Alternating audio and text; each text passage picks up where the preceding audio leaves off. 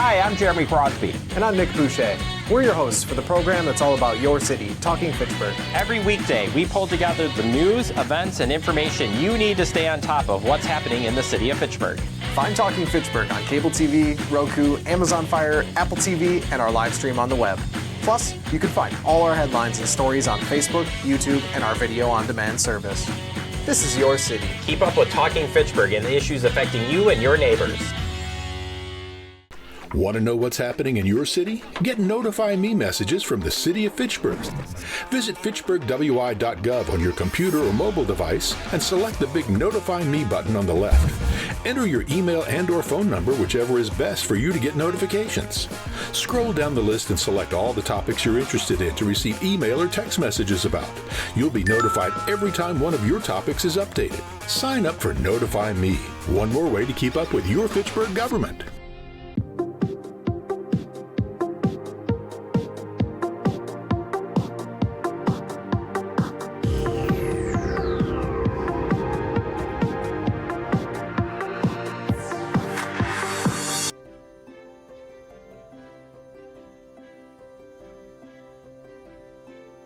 Everyone to the Fitchburg Common Council meeting for January 27, 2026. The first thing is to call to the order to the meeting. We have quorum. Please stand up for the pledge of allegiance.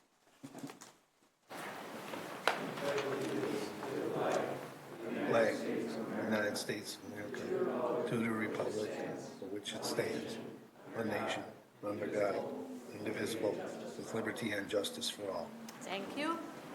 So next is roll call, please. Thank you, Mayor. Mayor Radafrada. Here. Alder Dancer Jr. Here. Alder Gerhardt. Here. Alder Herbst. Here. Alder Jetzer. Here. Alder Lattice. Here. Alder Lepper. Here. Alder Maldonado. Here. Alder Ragsted. Here. You do have a quorum, Mayor. Thank you. So next we move to item 4, public appearances for non-agenda items, and we have one person in the audience, Paul Algiers. He wishes to speak regarding enforcement of ordinance. Okay, Paul, come to the microphone. You have 3 minutes.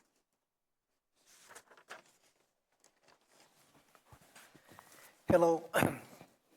Good evening. My name is Paul Algiers. I've lived in Fitchburg since 1998.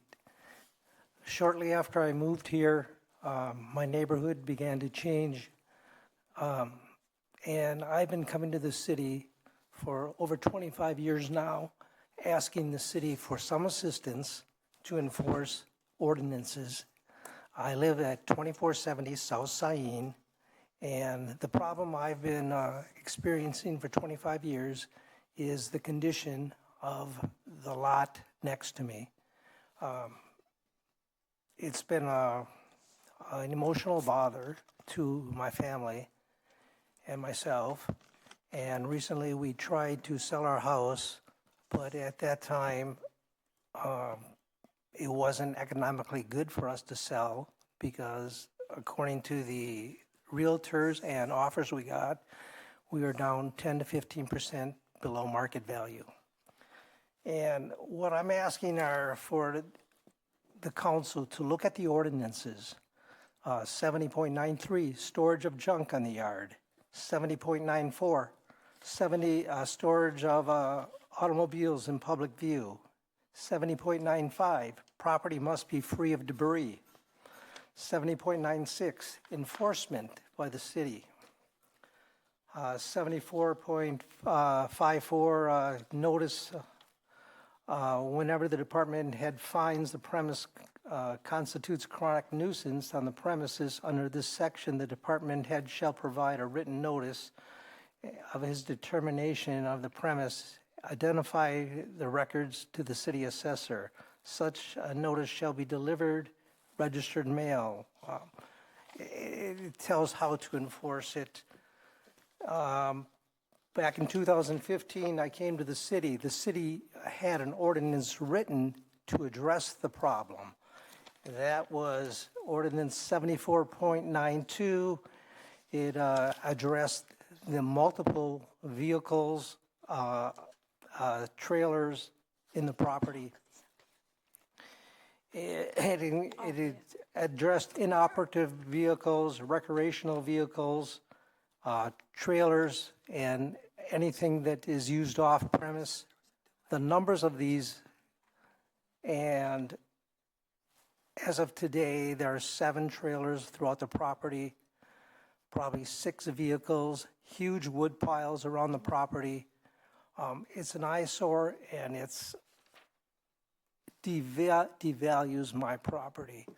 I've been told by the city, because I'm the only one that it bothers physically, because I'm next to it, where all the other homes, 100 or so homes go to the right, that because it's my problem, I should hire an attorney and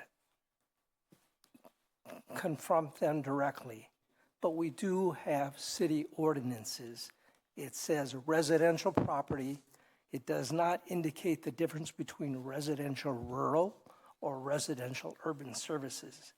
It says residential. And I'm asking the council, all of the council, the mayor, city administrator, all the employees who have input in this to please take responsibility, because if the blight starts here, it'll be in another neighborhood. And by not doing anything, I believe you're giving permission to other people to leave the property any way they want without respect for the others, and it devalues the property. Thank you. Okay. And thank I you, ask you Paul. Okay. for your help. Yeah, we will Thank you so consider. much. Okay, thank you, Paul. Okay, so next we move to the consent agenda. I move approval. Second. Any question, comments about the consent agenda? Here none. All those in favor of the consent agenda say aye. Aye. Aye. Any opposed? The motion carries. Madam Mayor, I would like to make a motion to amend the agenda to move the discussion of item 11A4, that's Resolution R40-26, to this point in the agenda because we have people wishing to speak on it, and it is the last item on a very long agenda. Okay, so. Second. Second. Okay, all those in favor. Just to clarify, would that Yeah. be before the administrator's report and the mayor's report? Yes, it's Yes. that important. Okay. Okay, thank you. All those in favor of moving up Resolution R-40-26 after the consent agenda, say aye. Aye. Aye. Any opposed? The motion carries. Okay, so what is this bill? Can we have a person who wishes to speak on this? So, Yes. can you move you need to move. I will move to approve Resolution R4026, a resolution calling for reauthorization of the Knowles Nelson Stewardship Program. Second. This is an important program that has funded Fitchburg, or projects within the city of Fitchburg, to the tune of $2 million plus over the decades.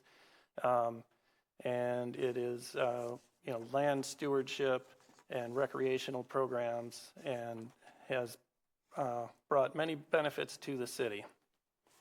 Okay, thank you. We have a neighbor also who wishes to speak, Charles Carlin. Where is Charles?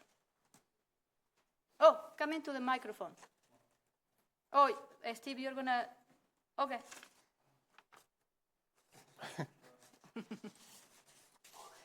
Yeah, okay.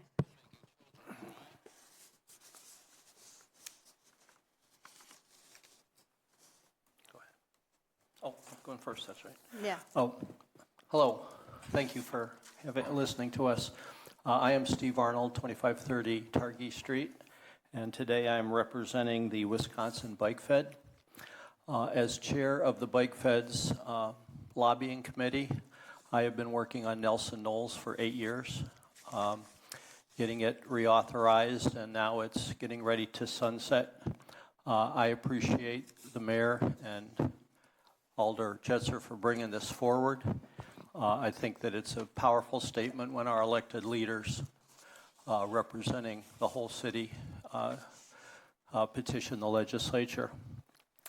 I am asking you to make a small amendment to the resolution. The governor has said that he will gladly sign a Knowles Nelson reauthorization bill so long as it includes both funds for property maintenance and property acquisition. And the Republican sponsored reauthorization bill only funds property maintenance, and that would kill Knowles Nelson as we know it.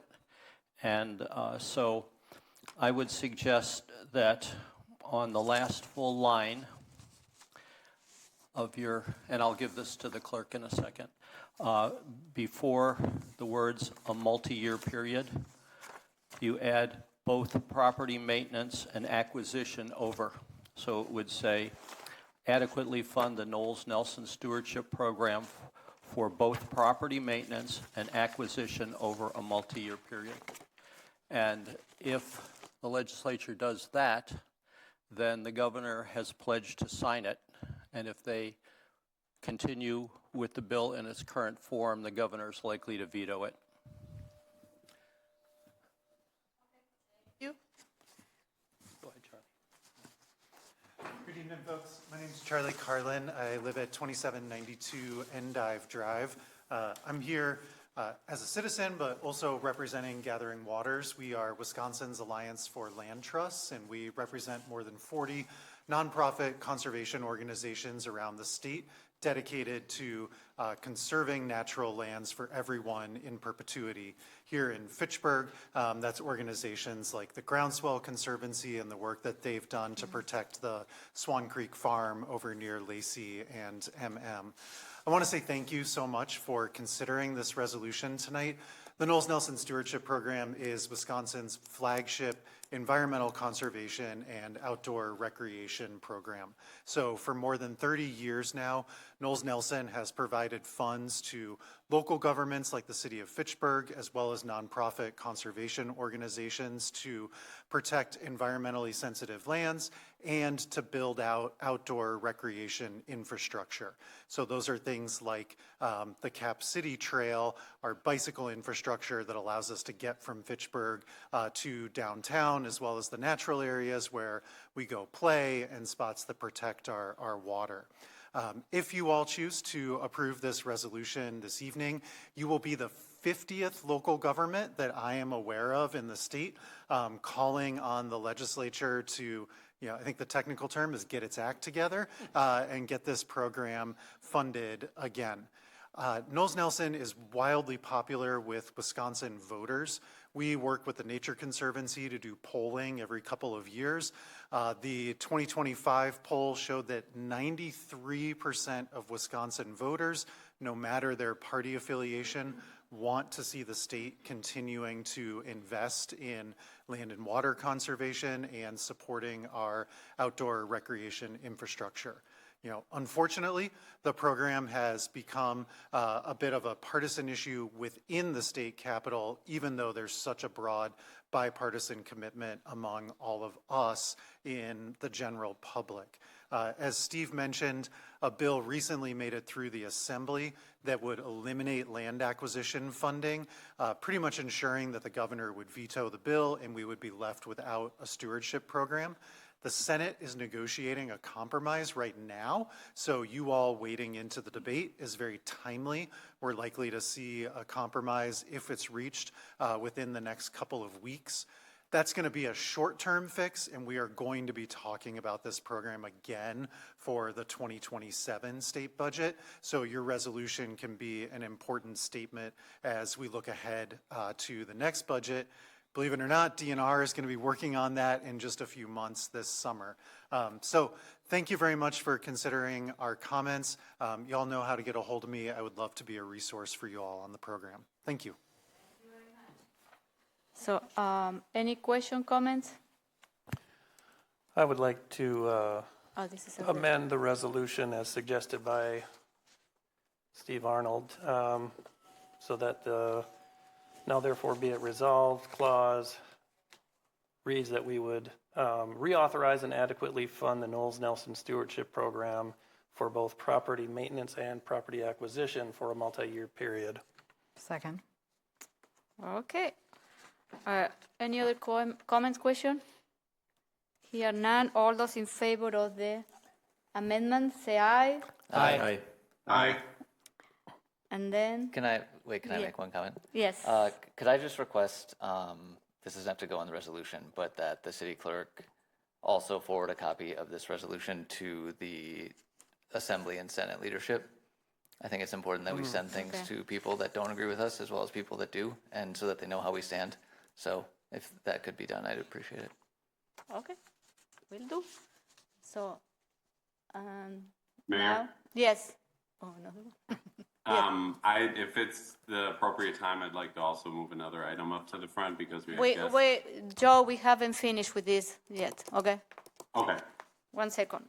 Okay, so now all those in favor of the amended resolution, say aye. Aye. Aye. Any opposed? The motion carries. Okay, thank you very much for coming. Okay, this is for you. Okay, so May I do that now? yes, you can go ahead. Okay. So, Mayor, I would like to propose, sorry, I just need to find it in the agenda. Oh, the I would parts. like to propose moving item 8C1, Resolution R24225, to next on the agenda. Second. Okay, all those in favor of moving resolution R-242-25 to next to the agenda, say aye. Aye. Aye. Aye. Any opposed? The motion carries. Okay, so who is in park? I am. Okay, can you move the resolution? So I'll move approval of resolution R-24225, approving the name of the park located at 2020 Traceway Drive. And the name voted on by, the name supported by the Parks Commission was Traceway Drive Community Center and Park. Second. Okay. Can I, point yes. of order, Yes. for, and maybe the clerk can clarify, does this resolution, I don't, however this is created, is it the movement, sorry, I'm having a hard time. Is the motion for that name, or do we have to talk about the name and propose and like amend it to add the name that we want to vote on? Yeah. Yeah, I think as the resolution was written and submitted to the packet before consideration by both Common Council and the Park Commission, Alder Herbst has moved the amendment or the resolution as recommended by the Park Commission. Ultimately, the Common Council has the authority on park names according to policy, so we can simply insert the name that is selected into the highlighted areas of the resolution at the direction of the Common Council. Okay, so before we go to discussion, there are plenty of people here that want to speak on this matter. So, do you want to say something, Joe?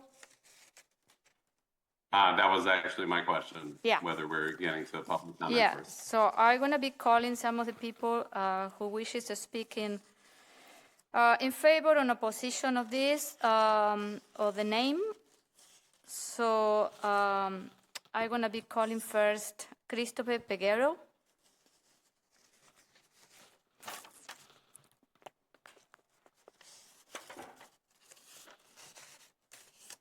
Do we have anything online? No. Oh, Heidi. My kids have decided to stay back, so they could come up here if they wanted.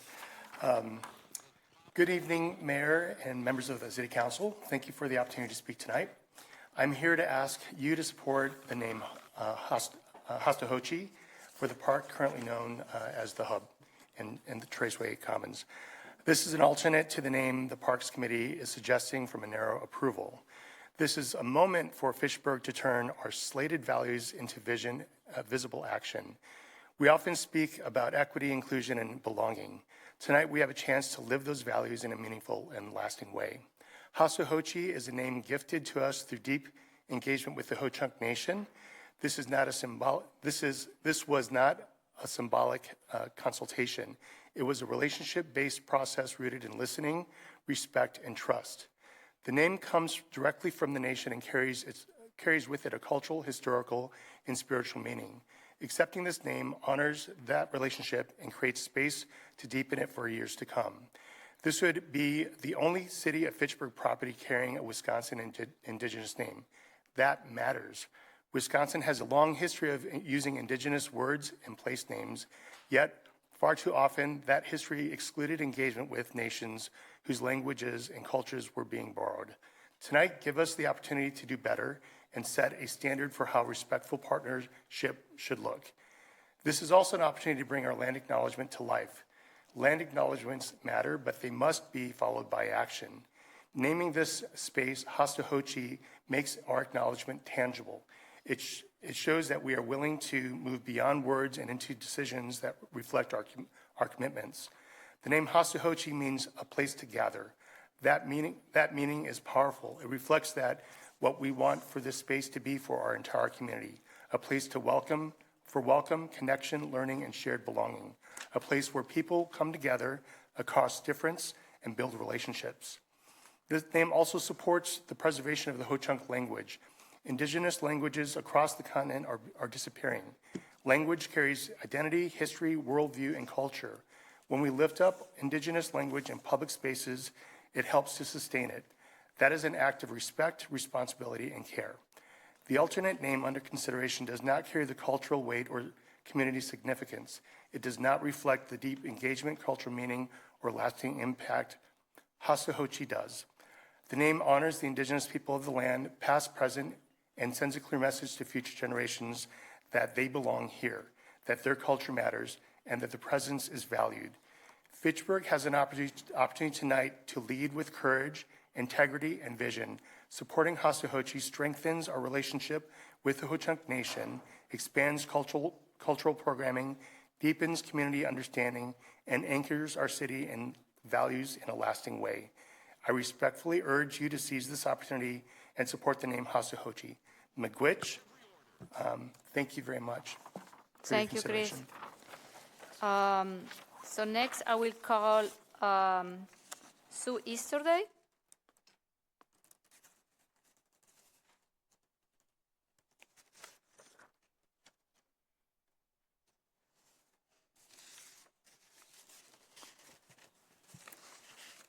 Hi, I am Sue Easterday, Osmondson Road, Fitchburg resident and member of the Parks Commission.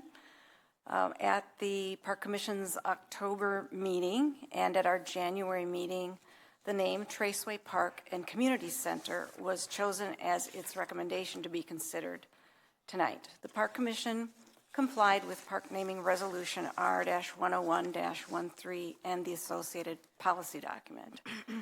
This is a community park, and while it may not have been funded by real estate taxes, property developers paid the fees to fund it, and those costs are always passed on to the City of Fitchburg renters and homeowners. We talked at 4 different Parks Commission meetings in the end of last year and in January about various naming options and staff recommendations. Initially, 2 names were chosen at the beginning of the 60-day comment period. First was Traceway Park and Community Center, and then also Fitchburg Common. On January 8th, the Traceway Park and Community Center was selected to send as our recommendation to end the 60-day comment period. And about the hub, that is the name in use now, and a lot of people like it, and I understand why. The Parks Commission was informed in August that staff was concerned that hub is overused in the region, and there are 11 regional uses. And given this, any name using hub was not selected, although there were 5 different iterations of that presented, and they're in your packet tonight too. And about Hasahochi, the name was suggested by a Parks Commissioner in October and in January. Again, using the citizen nomination form. In both instances, it wasn't selected. Traceway Park and Community Center is intentionally simple and relatable to all park users now and in the future. It's a community park. It's for everyone. The name is not self-congratulatory nor reflecting homage to an individual person or group. It satisfies the naming requirements now and forever by focusing on location and features. Long after everyone in this room ceases to breathe, the park will still be here on Traceway Drive with a community center.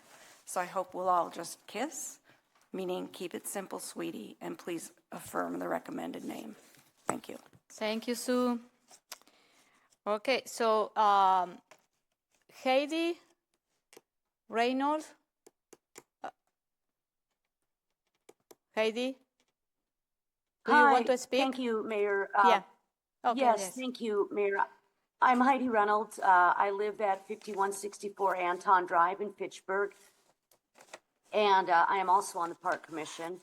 And without repeating everything that Sue just said, the name was voted in twice, the Traceway Park and Community Center.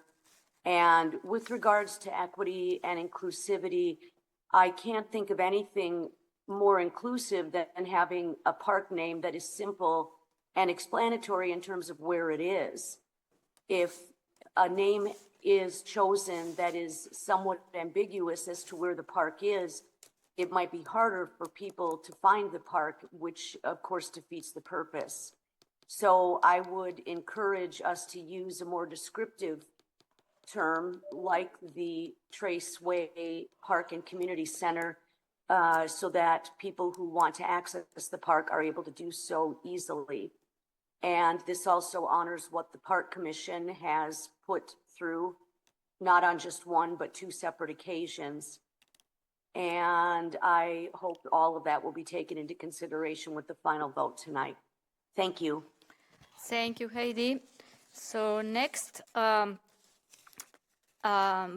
Greendeer represented the Gochan Nation. I don't know, Ryan, do you want to speak?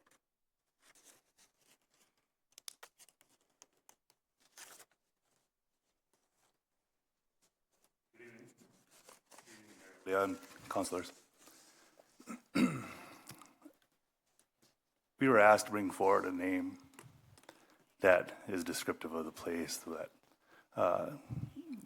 the original inhabitants, Ho-Chunk people, would have for a place like this, and we brought forward the name Hastahochi. Sat through a couple of the Parks Commission meetings and heard some remarks made. One of the questions at the last meeting was why Natives or why American Indians don't like the word reservation. And I want to address that here, reflecting back on a little bit of history, which hopefully we've all had some education in, because it is state law that people learn about in American Indian tribes. But reservation was something we were pushed to, the reserves, when our people, the Ho-Chunk people, were first displaced from this region of Wisconsin. Not yet Wisconsin, of course. We were displaced several times, further north, out west a little bit, then out west a little bit more, and then west and south. There's a lot of things that happen on reservations, and things that still happen and are reported upon by tribes, state governments, by the federal government, acknowledging the atrocities that continue to happen on reservations. Not even thinking about how bad they were historically. So I don't want to go in detail here tonight on some of those, but I do encourage some education on that subject if you want to know why we might not like that terminology. But I will ask the council if there are any questions of the Ho-Chunk Nation. So then we have another.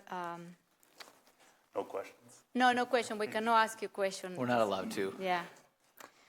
Alexander Porte Peguero. He is in support of the Hosto-Hochi name, and there is a nice letter. And then also Dili Porte Peguero. This is support of also about the Hosto-Hochi name. Thank you for the letters. And then we received a couple of emails this afternoon from a couple of neighbors in support of the Hosto-Hochi name that I forward those emails to the council. Okay. Anyone else want to speak on this matter? Okay, so I open now. Who? Okay. He's frozen. Oh, okay. Okay, so now I open the discussion to the council. I would like to make a motion to amend the resolution to use the name Hosto-Hochi. I'll second. Second. Okay, so we have an amendment on the table. So, okay. Madam Mayor, how about we have discussion first? Yes, Hear let's from go and council have members discussion. first. Yeah. Before we change. Well, change the referendum. we have an amendment on the floor. And we have a second, so we have to discuss on the. Yeah, we are open to discussion. So, Dave, do you want to go first? Go ahead. No, I'm going to wait. I'm going to go last. Okay. Bill. Yeah, so I guess for as long as I knew that we were going to rename this park, sometime in 2024 is when I first started researching what might be a valid Ho-Chunk name. I think it's important to recognize that, this city, we all live on unceded lands that had belonged, if you will, to the Ho-Chunk people, or had been occupied by the Ho-Chunk people for thousands of years. And so it was, I just thought it was an excellent idea to, acknowledge the fact, and this would be the first city property with a Ho-Chunk name. I love the name. Place to gather is what it means, and this is exactly what the park is going to be for. It's a place to gather for people to socialize and recreate. And I agree there is some merit to naming something after a place, but I don't know that is, I don't think that's the most important aspect of a new park facility. I've got 3 children. I didn't name them Primus, Secundus, and Tertius. What? Yeah. Well, we had somebody, I think, a resident of Terra Vesa spoke earlier. We didn't call it the neighborhood at Double M. We called it Terra Vesa. Things can have names. People can have names. Places can have names. And I think a name like Hosto-Hochi is appropriate and easy to remember, and I'm heartily in favor of it. Thank you. Who's next? Gabriela, and then Joe, and then Micah. Okay. Just for the record, so the parks minutes are not posted on the website yet, but my understanding is that at the Parks Commission, the vote was 4-3. Yeah. For the recommendation. So Yeah. it wasn't a unanimous recommendation. I just wanted that to be on the record at council. Yeah. And then all the 3 people that voted no wanted Hosto-Hochi. So I think it's a beautiful name, Hosto-Hochi specifically. I think it's, really, of all the names, I was hoping that we wouldn't have a park that was just, most of the parks in Fitchburg are named after the street they're on, the neighborhood they're in, or the family that owned the land prior to dedicating it as parkland. And so there's a lot of repetitive names across the city. I was really hoping for this park to have a beautiful original name. When I first heard Hastahochi, I was like, oh, yes, amazing. Like it's a beautiful name. It is very easy to understand and to pronounce. And some people say they don't know how to pronounce it. That doesn't make sense to me because I think it's pretty intuitive. And I think the meaning behind it is beautiful. And I think a lot of people have already articulated why that is true. But it just seems like a wonderful name for it in every single way. And I fully support that name. Thank you. So next one is Micah and then Joe. So we already honor land ownership in this city through the names that we choose. McKee, Farms Park, McGaw Park, they all honor former longtime landowners in the city.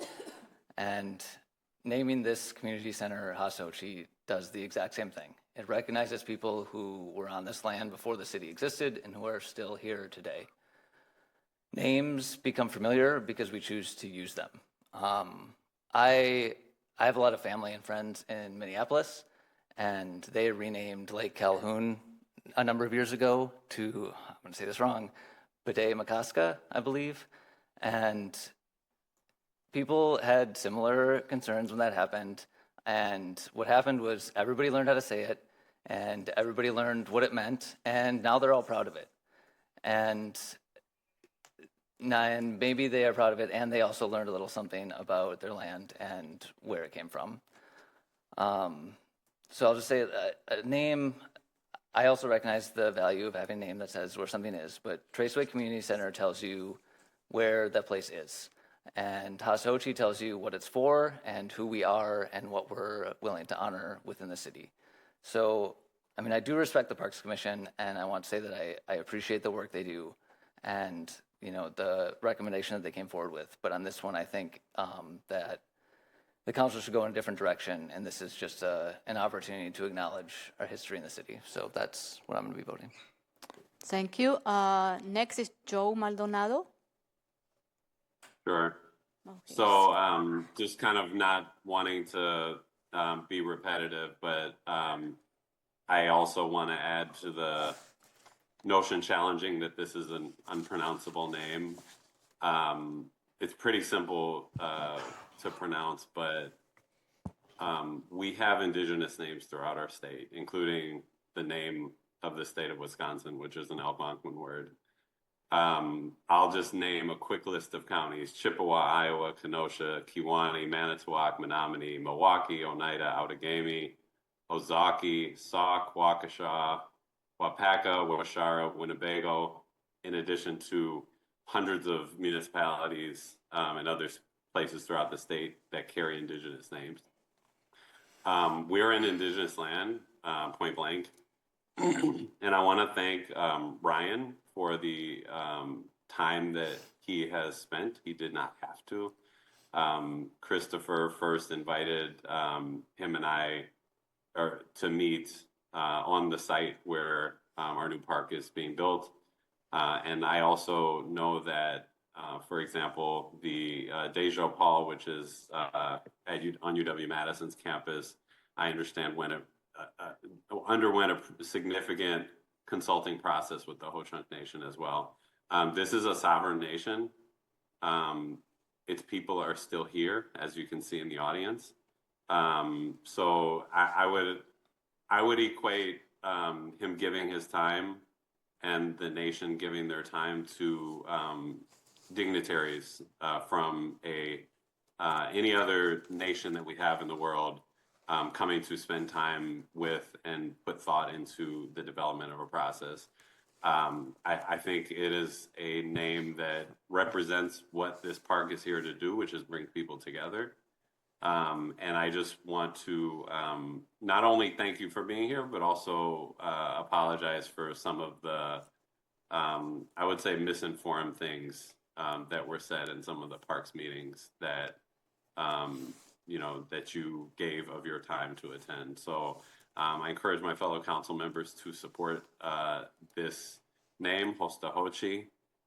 And again, this is only a minimum amount of what we could do for the history and the displacement that the Ho-Chunk people have experienced. This is Ho-Chunk land. This is Native land. Thank you. Thank you. Who's next? Logan. All right. A lot of great comments from my fellow alders already, so I can keep my remarks mostly pretty brief. I wanted to just kind of point out that the list of names that the Parks Commission considered, the 7 name submittals, were all pretty much variations of a couple themes. I wanted to say I think there was a couple that we rightfully kind of didn't really engage with because of the confusion. When we're talking about renaming the hub because there are so many other hubs. You said the Fitchburg Hub. Yes. Excuse me, the Fitchburg Hub, the name formerly known as the Fitchburg Hub. If we're trying to avoid confusion, there were several names on here that I was worried were also going to be confusing, like Central Park, since we have a Central Park Place a couple miles to the east. Anything with Nine Springs, because we have the Nine Springs neighborhood in my district as well, and I know Sue had mentioned that during the Parks Commission in January, so I appreciated that.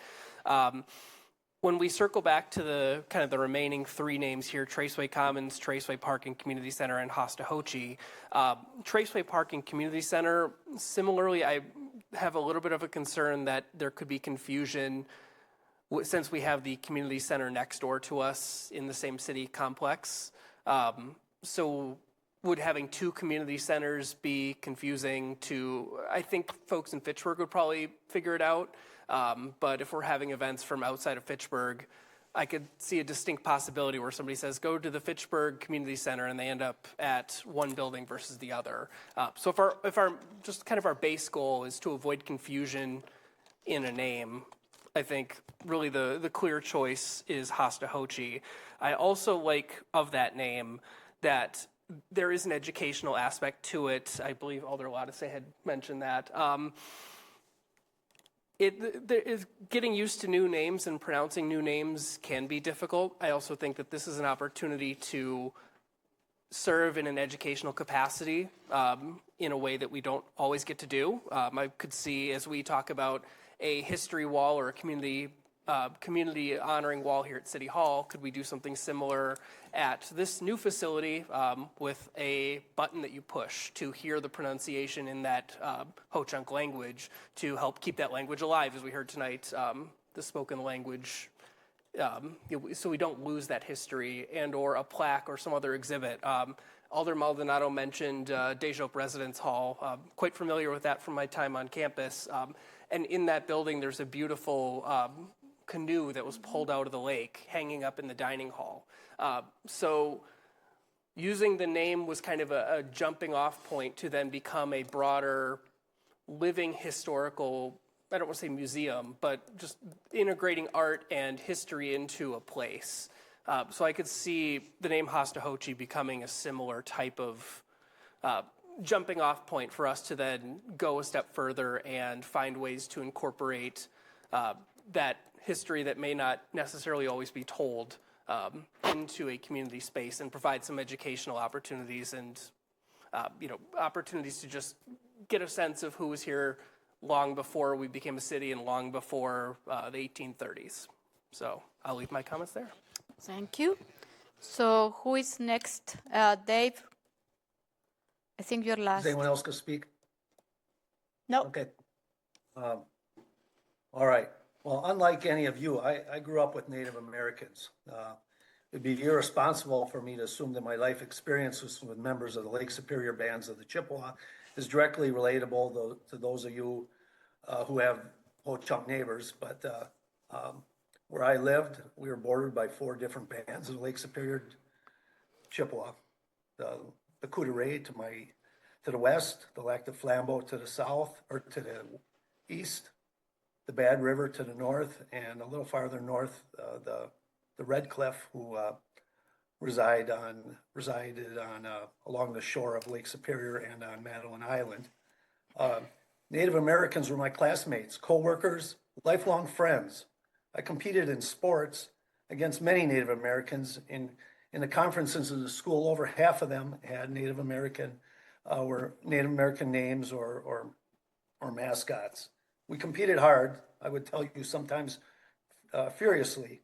And you probably notice, my nose is somewhat bent. That was compliments of a particularly tough and rugged Native American from Mosinee who was getting tired of me getting around him during basketball. But my lifelong friend who stood up with me at my wedding is a member of the Lake Superior Band of the Chippewa Lakota. My youngest son is part Native American. I have great respect for Native American culture and history. My high school American history class spent significant time talking about Native American history, both good and bad. They did not pull any punches. Matter of fact, they would bring over the tribal elders from the Lake Superior Band near Lac du Flambeau, and they told us about their history. They told us about how they were the elders, how their grandparents had been taken away and put in boarding schools. How horrible that was, but mostly they talked about their future and how they were looking to maintain their culture, their language. Their language was a big deal. I see my notes here, but I have greatest respect for that. The community center, I would point out, the Traceway Drive is the most inclusive name. It does not, you could name it, I'll throw out some examples. We could name it Martin Luther King Community Center or Cesar Chavez or Hostahoke, many of these, but the simple Traceway Drive, which was the center place in Fitchburg, was the most recognizable street in our history from the start, is an inclusive name for everyone. I would ask you to please respect the Parks Commission's decisions. We work hard on the Parks Commission.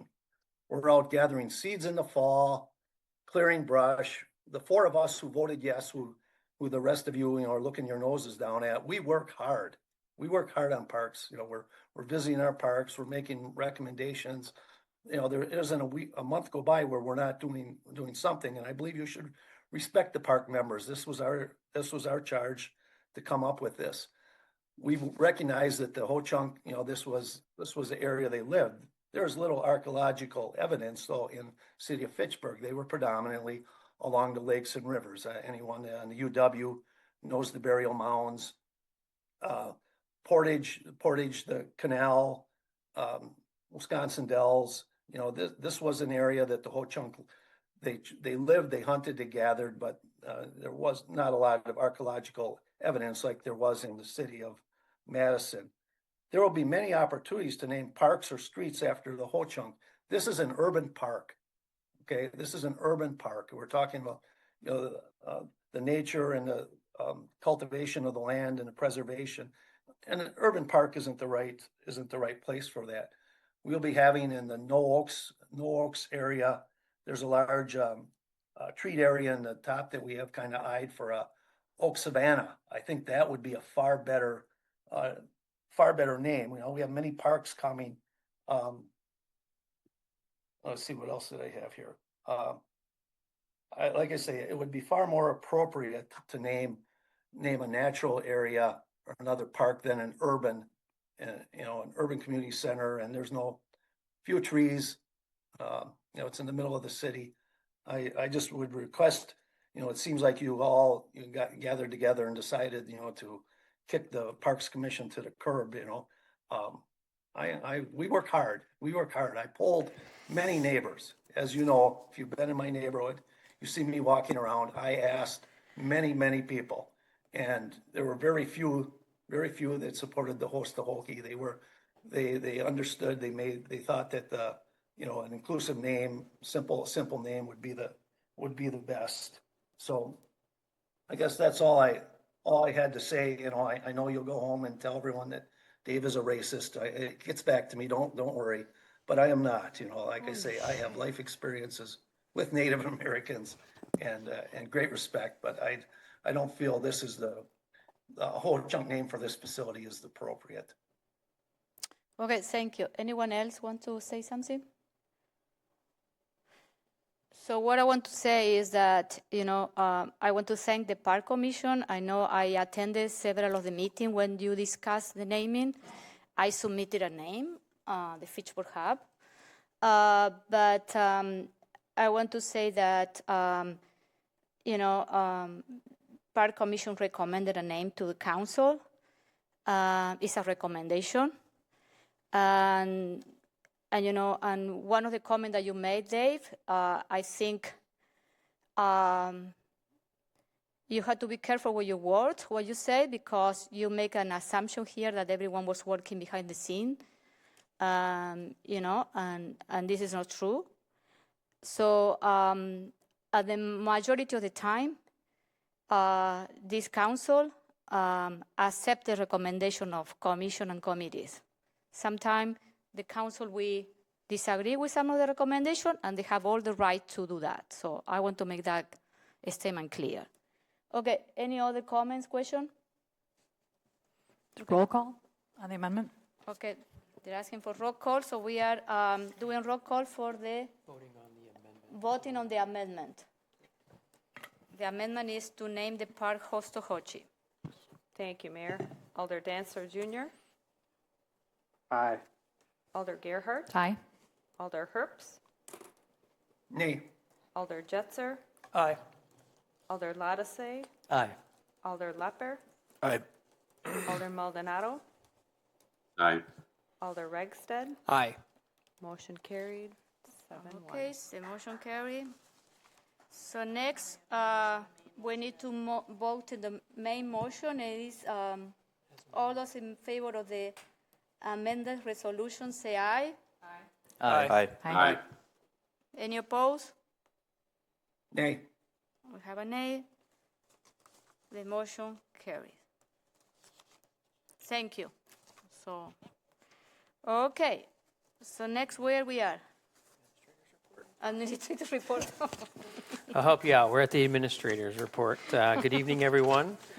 I will try to keep my report brief, recognizing we've got a full agenda yet this evening. February 24th is the final date to submit any public comment that you may have on the Urban Strategic Forestry Plan. Please contact the City Forester, Anna Healy, or the Parks and Forestry Manager, Eric Schreiner, with any feedback. In-person absentee voting for the upcoming primary for Dane County Circuit Court Judge begins February 3rd here at City Hall and concludes February 13th at 5 p.m., excluding weekends. As a reminder from the last Common Council meeting, for any of our voters in wards that are being affected by new polling location or polling location changes, will be receiving postcards. Those postcards informing them of the change are set to hit the mail this week. I wanted to let the Common Council know that we anticipate the request for proposal with the Village of Oregon in regards to the what I'll refer as a possible roadmap to the creation of a fire and EMS district is anticipated to be released next week.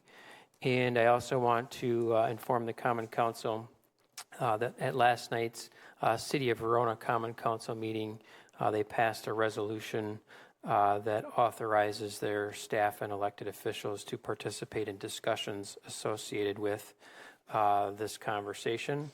I will also point out the resolution did not include any funding associated with the RFP. I will be reaching out to the Common Council in regards to the February Committee of the Whole start time. We're looking to move that up ideally to 5:30. That is planned to be a joint session with the Village of Oregon to have a presentation by Jason Valerius from the Capital Area Regional Planning Commission in regards to the work that he's been contracted to do by the Common Council in the exploration of development possibilities in southeast Fitchburg near the intersection of Highway 14 and MM. And then two last items. As a reminder, the Mission, Vision, Values Employee Recognition ceremony is on Thursday. 4 employees from the city will be recognized. Mark Hodel, Tracy Foss, Mandy Miller, and Carrie Miller. And then one last item as a reminder. The city's first electronic newsletter will be going out next week. We do have just over 400 folks who have already signed up to receive that newsletter. And if you would like to sign up, you can find a link on the city's website in order to sign up. Any questions for me? Okay, any questions? Okay, we have one question. Actually, I have two questions, sorry. First one is, what are the statuses of the, we've got the communications plan that's been in draft. I'm just curious where that stands, and then the strategic plan as well that we've delayed multiple times. Yeah, communications plan. Our new communications manager has been in conversation with the communications plan consultant, Brian Lee, and has shared a draft plan with Adam and I. We're currently going through that plan, and we anticipate being able to share that in the very near future. Strategic plan, I think Mayor Radafrada, Adam and I have a meeting set up for February to discuss what the next steps could be in regards to that plan. Okay. And then my next question was just to kind of follow up on the public comment we had earlier from Mr. Algiers about kind of nuisance ordinances. Could you just share a little bit about what goes into how we decide to, what goes into deciding to ticket and to continue to ticket and the enforcement items? And I say this for his benefit and the benefit. I have a constituent, we've talked about a property on Rimrock Road in Maloney that has also been a concern. So I'm just kind of curious for the general public, but also if you have any updates on those specific ones, that would be great too. Yeah, sure. So I certainly do want to extend my appreciation for Mr. Algiers' comments and he and his family's frustrations with the situation with regard to the property adjacent to his. I can say with no uncertainty that if I was Mr. Algiers, I would be frustrated and disappointed with the condition of the property, as well as what he believes to be is a lack of involvement from the city.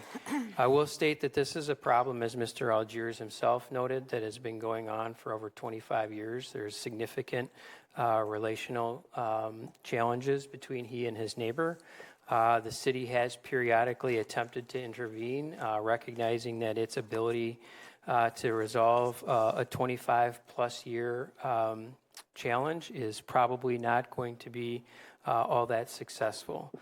We take a look at what our ordinances are. As with any ordinance, the city does have discretion on how it chooses to enforce those ordinances. We look at a number of factors. What is the overall public interest in use of limited city financial and staff resources? We look at what is the overall impact to the public as a whole in regards to the situation at hand. And we also look at, among many other things, is what is the ultimate end game for the city here? Obviously, we would like to get compliance from a property owner whenever there's violations. We have spent a significant amount of staff time on this particular situation in the last 18 months or so. And unfortunately, our attempts at diplomacy and compromise to this point have not been able to achieve the end goal that I think we are all hoping for. The city has issued a couple of citations last summer. I believe a citation has also been issued this month again as we continue to re-engage periodic conversations with the property in question. But the biggest challenge with this particular situation is the overall goal and objective would be to clean the property up. And absent full cooperation from the property owner, the city would need to resort to attempting to obtain a warrant to go onto the property to clean it up. And I'm quite concerned that we would be utilizing staff resources in that way. That's if a judge were willing to grant a warrant to go onto someone's property to go ahead and remove those sorts of things. The city staff will continue to monitor it. We will continue to issue citations occasionally and as appropriate. But this is an extremely complicated and difficult situation that not just Fitchburg faces, but many municipalities face because we just don't have the tools at our disposal to really make a significant impact. Probably a little more than you had bargained for, so I apologize for getting a little bit wordy. I've never done that. Okay. Okay, any other question? Bill? Yeah. We've had some fairly cold weather lately, and I got a notification said Fitchburg has warming centers, but it listed three places, so the library and the community center and the city hall, during regular operating hours. And so I guess my question is, if a person needs a warming center, they're going to need it most overnight. What sort of options could the city provide to take care of people during their time of most, greatest need? Yeah, that one would be a significant challenge, both from a financial and staff resources capacity as well as a risk management scenario. The city facilities, nor is its staffing and financial resources set up to man or staff, would be a more appropriate way for me to say that, warming locations or centers. There are certain expectations that would come along with those operating levels. We would certainly want to be connecting with our insurance company. We would want to identify an appropriate facility, and we would also want to know what other sorts of obligations and expectations are coming from operating a warming center, for instance.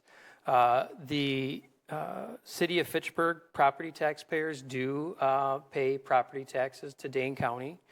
Dane County does fund nonprofits to operate shelters within the City of Madison to serve not just the City of Madison, but also Dane County. And I would say that nonprofit organizations who specialize in operating centers have a much better understanding of the obligations associated with operating a warming location than City of Fitchburg staff would have. And I will also point out that I believe, while not certain about this, there is not a municipality in Dane County that is operating any shelters. Any shelters that are being operated are being done so via nonprofits with perhaps funding contributions from Dane County and or the City of Madison. But I would say that in the future we can have the police facility, and also we have the fire station that they are 24/7, with people. So I don't know why we cannot use those facilities. I think the challenge would be is what happens if those facilities are empty because the staff at those facilities needs to go out on a call for service. That effectively leaves unsupervised individuals within city facilities, and I suspect that our insurance carrier would not be a fan of that. I correct me if I'm wrong, but there's been many times I've been on calls when it's very cold out, and the police department will be willing to take people to the designated warming shelters around the community. That's not an infrequent thing that police departments do all over the county. Okay. So you're saying that our police officer can take people to Madison shelter? I would have to confirm that with the chief, but Okay. I mean, pending significant calls that are more pressing, frequently people call for assistance with getting into shelters or getting their welfare taken care of, especially when it's really, really cold out. And I know that the shelters make exceptions for people they normally wouldn't admit when they declare extreme cold weather emergencies. Okay, thank you. Okay, any other question for Chad? Okay, thank you. So next we move to the mayor's report, and I'm going to be brief too. So we, as you know, I have been meeting with monthly with the work group that we are talking about exploring the consolidation for EMS and fire. I attended a ribbon cutting. We have a new business in Fitchburg, Forward Physical Therapy, on Nesby Road. Next week, the city is going to be participating in the Frozen Asset Summit, and I am looking for this going to come. A resolution is coming forward so the city can participate in the Renew the Blue cohort, and I am looking for an elected official who wants to participate in that. Ben Shutley from he's an engineer. He's in public works. From a stormwater engineer, he's going to be representing the city, but I also need an elected official. So you want to know more about that, please reach out to me, and you can be participating in that. Renew the Blue is only 5 times a year. I'm going to send you more information about next week event. I'm going to be a panelist talking about stormwater, so watch out. Then the other thing that we have been working is the community celebration wall, or also known, formerly known the history wall. I think we have a final design. We need to work on a couple of, the pictures, but it's coming along pretty well. We chose 4 pillars: community, sustainability, diversity, and innovation. And also you mentioned the other stuff, Chad. Oh, and also I was invited to next week to be in the Sun Prairie Groundhog Day.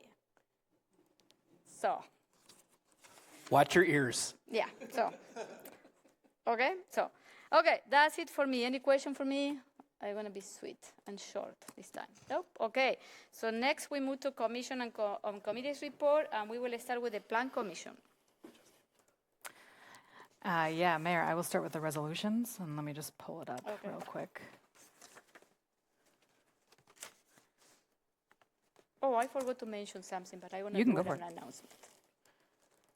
Ready? Okay. Yeah. I'll move approval of Resolution R3426, approving comprehensive development plan request CDP 262826 by Chris Dawson, agent for Fitchburg Partners LLC, to amend the Jamestown Quarry Comprehensive Development Plan to allow for commercial and residential development on property located off Fitchburg Road. Second. Plan Commission did approve this. This and the next two, the next resolution and the ordinance are related. This is related to Jamestown Quarry, which is that development that's on the corner of McKee and Fitcherona. If you recall, there's 4 businesses that have already been approved, Chase, Chick-fil-A, McDonald's, and Car Wash. But we have been discussing the properties behind that. And we did pass a minor comp plan amendment back in December, I believe, to change the future land use for the back part of that property to high-density residential, whereas before it was only commercial. So that's the history of this. This is the comprehensive development plan. The next one is going to be a certified survey map, and the one after that is a rezone to make this. But the comprehensive development plan is like one of those tools that we use to make sure that we're planning for an area properly. So this is the 3rd revision and reflects the changes that we passed in the minor comp plan amendment. The staff did have quite a few concerns, and so this was a pretty extensive conversation, but there's still a lot more work to be done before this gets over the finish line. But one of the concerns the staff had was the intersection between commercial and residential, because I don't know if it's possible to pull up the map. Is it possible? Yeah, can we do that? Yeah. Because there's basically behind those 4 businesses that front McKee Road, there's parking, and a large commercial building I think it's supposed to be 4 individual properties combined, and then a small, tiny separate businesses that would be like a drive-through food business. And then behind that is high-density residential. So staff is concerned about the interaction between the commercial and residential. So the developers talked about that they're working on a solution, the grading, fencing, landscaping, screening, how to design the loading area, the limiting the times of trash pickup and loading in order to make this possible. Now, remember, this is a commercial building, so they have to rent these apartments. So they have to make a building that's rentable. But the orientation of the commercial building has to be that way in order for it to be marketable. One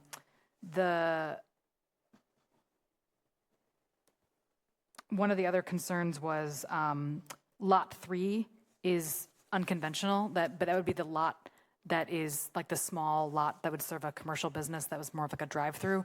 We don't it would have to require it to be a flag lot, which is kind of unusual in Fitchburg because it doesn't front the street. It's something that we can do, but we'd have to pass a special ordinance, but it's just something staff wanted to point out. For the residential area, the staff is interested in having a playground, but we can't require it by ordinance, or we can't require it by any means of the city, but did kind of, and we did discuss that. They're interested in trying to potentially work with make the stormwater facility for the commercial bigger so that the stormwater facility that's next to the residential right now could potentially be turned into green space. The only problem is that it would be private green space for the residents of those two residential buildings and not public because staff is hesitant to accept a piece of property that's small for a park, for public parkland.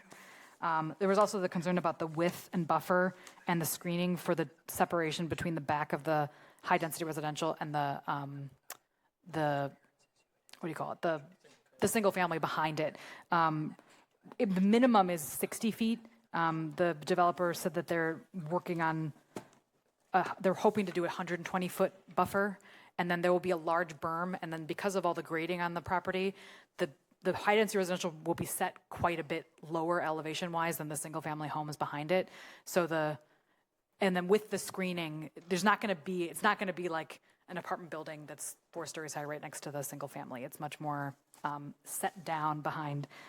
So they actually had elevations. If you look at the materials, they had, what do you call it? They would show you like what the elevation looked like. And I think that was a helpful visualization to kind of show what the difference between the single family and the high density residential. I have a question. Can we connect this on the street? Because it's going to be, you know what I mean? Chad.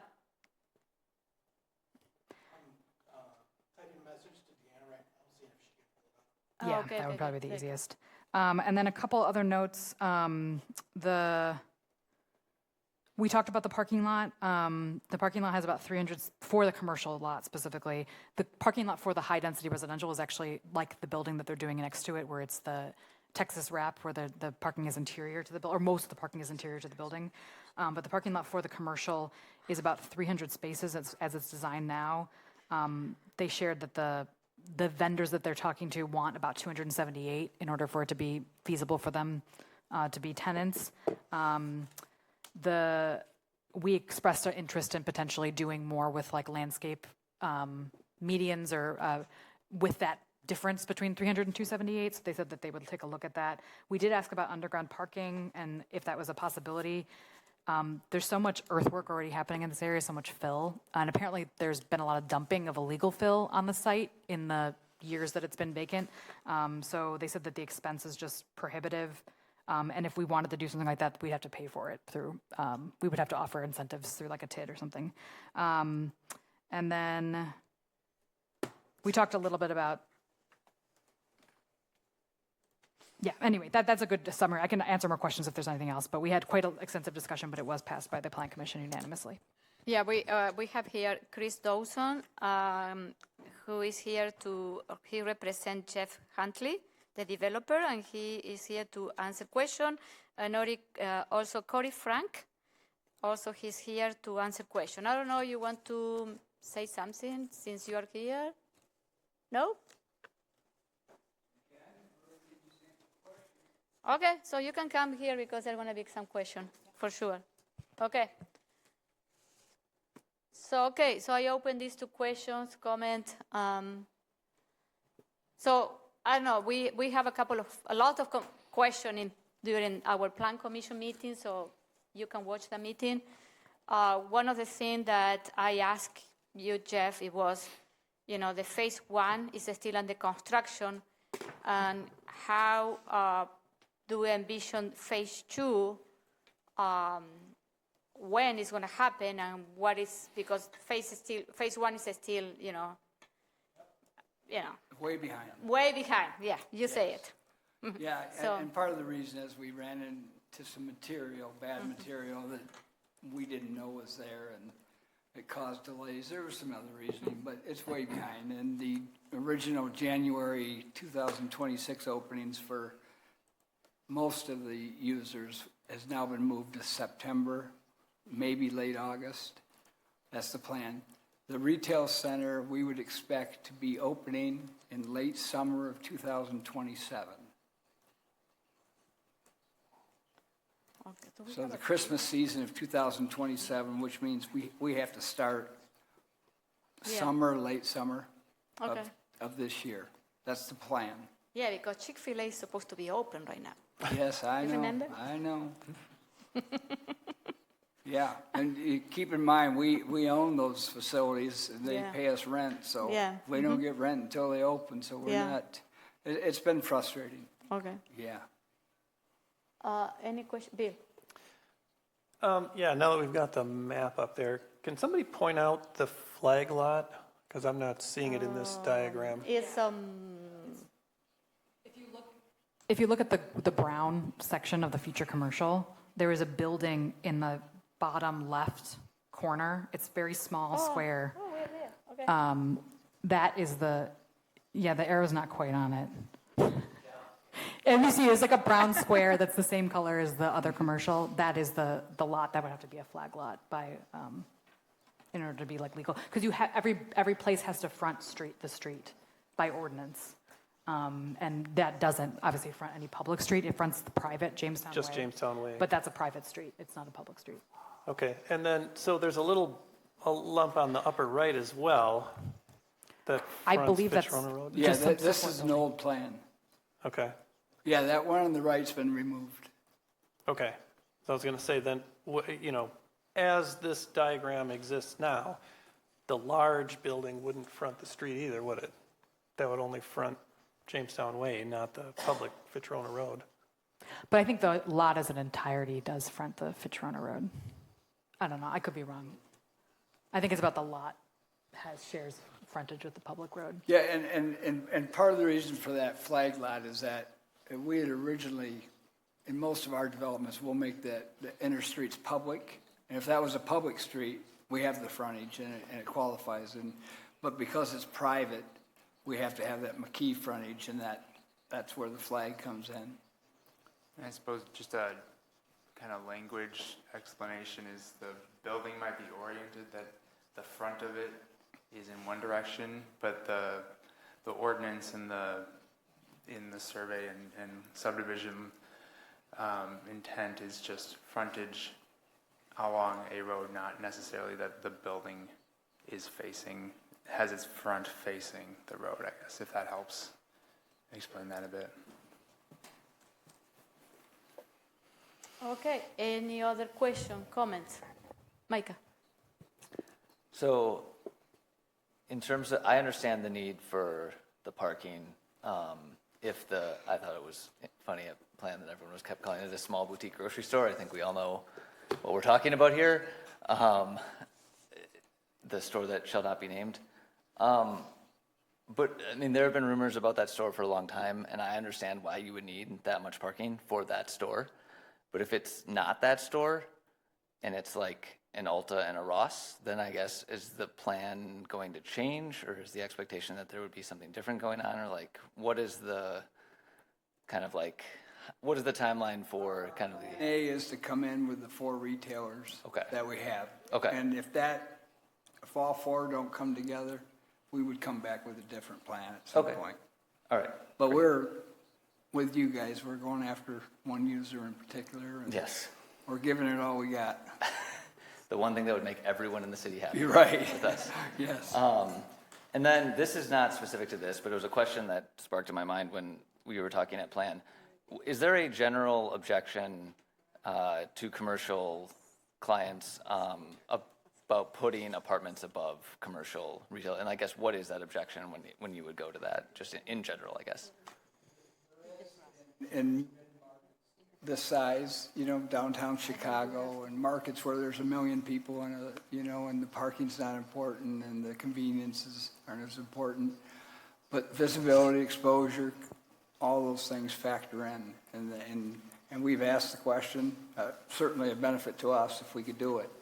And Corey's offered to add additional multifamily to it, but the answer was, and we're competing in other markets, Minneapolis, and where they can do a traditional retail center. They only do so many stores, and if we get out of that, what they want to call their norm, that's the risk in doing that. So, yeah, the parking at those Minneapolis stores, like famously terrible. Yes.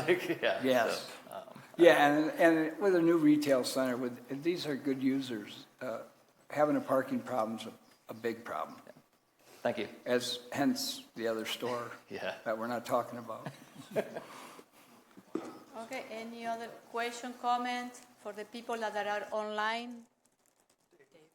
Dave, okay, go ahead, Dave. Where is Dave? Oh. Chad, can you bring up that picture I sent you? I sent Chad a picture. It's on a, I'm by this all the time, and I'm not being critical, but the size of the apartment, you don't really get when you drive up the King James Court. This thing stands out, and there's, hey, Jeff or Corey, you want to comment? No way you're getting a berm that's obscuring this very much. I don't think there's really not room for a berm between where it is and the lot line. It's just a monstrous. It's a big facility. So those of you that aren't by it all the time, just point that. Dave, can you explain what this picture is, just for clarity? Yes, Gabriella, thank you. This is going up King James Court, and then there's apartments. It's at the end of the court, and this is kind of a gap between one of the apartment buildings and another. And when you see it from King James Way, it jumps out at you like, holy moly, it's a big building. It is four stories, which we know. But originally I thought, I'll be a little farther away from existing things, and it's right there. Corey, I don't know if you want to comment. I'm not sure what you have room for much of a berm there, but maybe I'm missing something. There's not a lot of room between that and the apartments, but I'll throw it out to you. Yeah, I can provide a little more insight there. So to further clarify, that building is the Phase 1 project that was approved, it'd be around a year ago. And we're talking about Phase 2 and a second multifamily building. So a few differences between the two here at the north property lines. So that picture, that particular building is roughly 35 feet from the lot line, and it butts up to existing multifamily as well. And a few differences between the Phase 1 building and this Phase 2 building. For one, we're talking almost four times the distance from the lot line. Two, as Gabriella mentioned, we provided a cross-section that showed the elevation differences between the multifamily building and the lots to the north, and the building is set significantly lower grade-wise than the lots to the north. In addition, there's the 120-foot buffer versus 35 feet and a berm. So in reality, the roof line of the multifamily building is very similar to the roof lines of the single-family houses. Additionally, that picture looked extra close due to the existing multifamily buildings to the north having a very, very small rear setback as compared to the single-family north of this Phase 2 building being set back much further. So in reality, you're talking 120-foot buffer versus 35, and the houses are set back much further from the rear lot line than the existing multifamily you see pictured there. Thank you, Corey. Appreciate the explanation. Yep.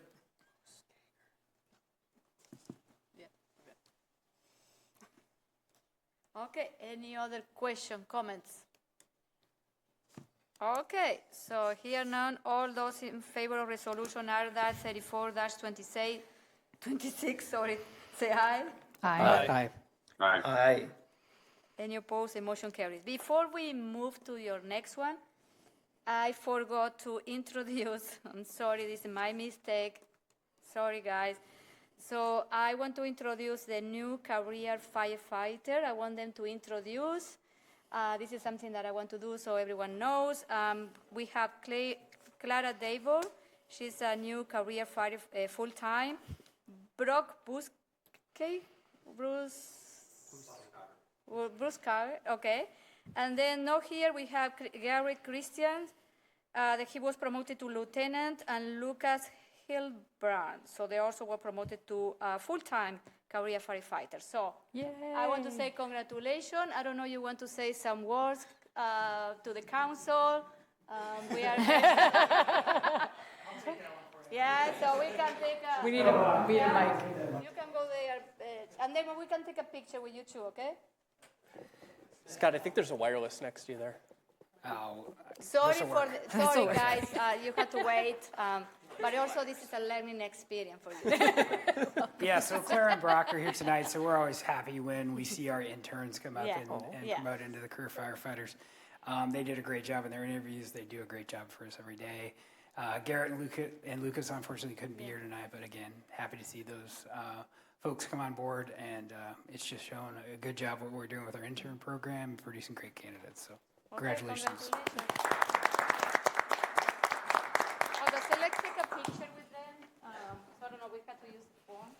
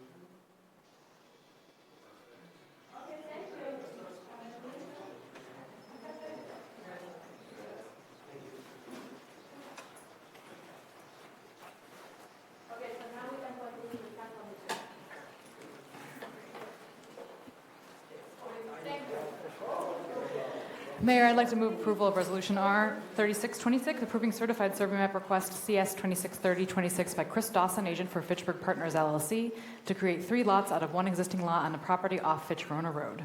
Second. Okay, so what is this? Plan Commission passed this. This is a the certified survey map for that property that we were just discussing. Okay, any question, comment about this? Okay, here none. All those in favor of resolution R 36-26 say aye. Aye. Aye. Aye. Any opposed? The motion carries. Thank you. And next one. I move approval of ordinance 2026-004, approving rezone request RZ 262926 by Chris Dawson, agent for Fitchburg Partners LLC, to amend the PDD GIP Plan Development District General Implementation Plan to allow for a commercial and residential property on property located off Fitch-Rona Road. Second. Plan Commission did approve this. There is another step later to go to PDD SIP, just for reference, so when we talk about all those things that are still being worked on, that's the steps that need to be taken. But this is the same project that we've been discussing. Okay, thank you. Any comments, question? Okay, here none. All those in favor of ordinance 2026-0-04 say aye. Aye. Aye. Aye. Any opposed? The motion carries. Thank you. Okay? Okay, thank you. Have a good night. Good night. I'll move Okay, approval of Resolution R 3526, approving preliminary plat request PP 262526 by Thomas Fall, agent for Irish 1855 LLC, to approve a preliminary plat to create 28 parcels, including 25 buildable lots Oh, the one I on property replaced. near 2674 Notre Dame Drive. Second. This was approved by Plan Commission. Mayor, do you want me to start with the report, or? Yeah, and then we move with David. Okay. So report, we did have comments, public comment from 3 different residents that live nearby. They were led to believe by the realtors that sold them their homes that that was open space and it was going to be open space forever. It has actually, in reality, been had a future land use of low-density residential basically since the 1990s. So that was, they were misled in that regard. Basically, this is a series of homes. 25. 25 homes, yeah. The lots are similar to what you see in neighboring subdivisions, very near to the crossing condominiums. They did a tree survey because it's a preliminary plat. 217 desirable trees were identified, and they developed a tree plan with our city forester. There were some that need to be removed due to the fact that they're unhealthy, and some will need to be removed due to development, as usual.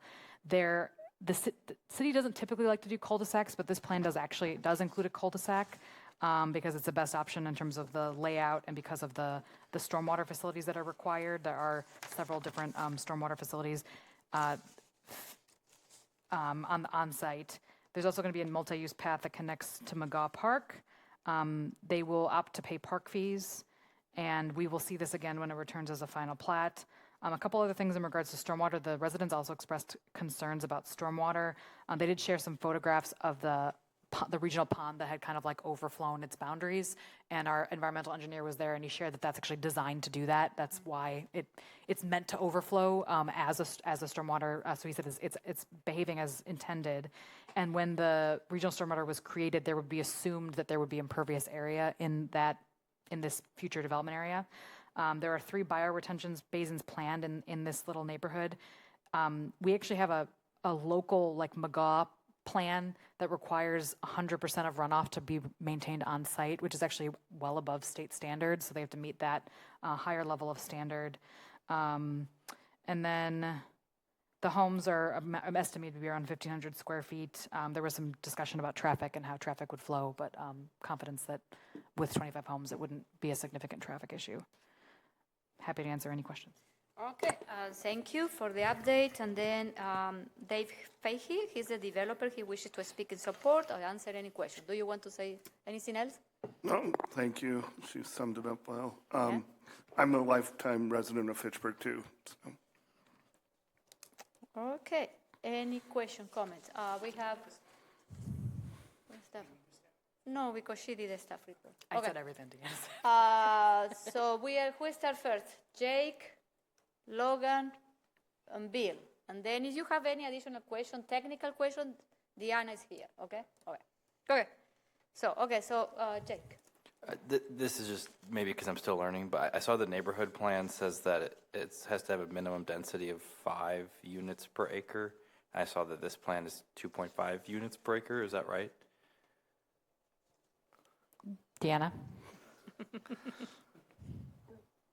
Yeah, I can take that one. The neighborhood plan, it conflicts with our comprehensive plan.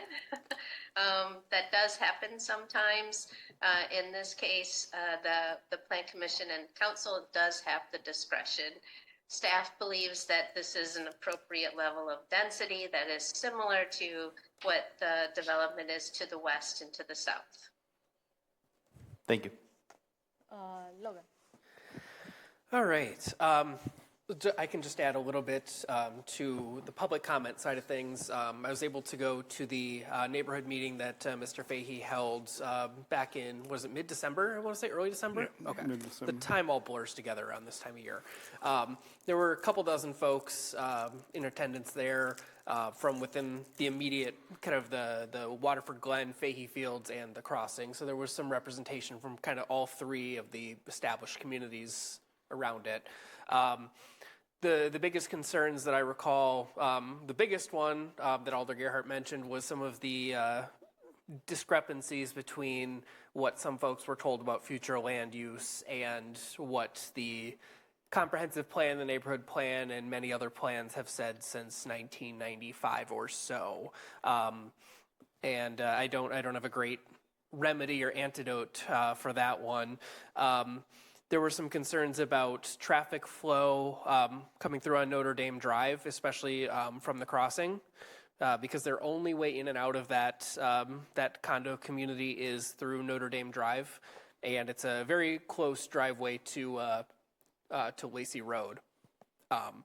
One thing that I had suggested, and I wouldn't mind seeing happen here, especially because the crossing already needs to work with Mr. Fahey in the city about some right-of-way vacation, as I understand it. That's the other way. We're giving them. Okay.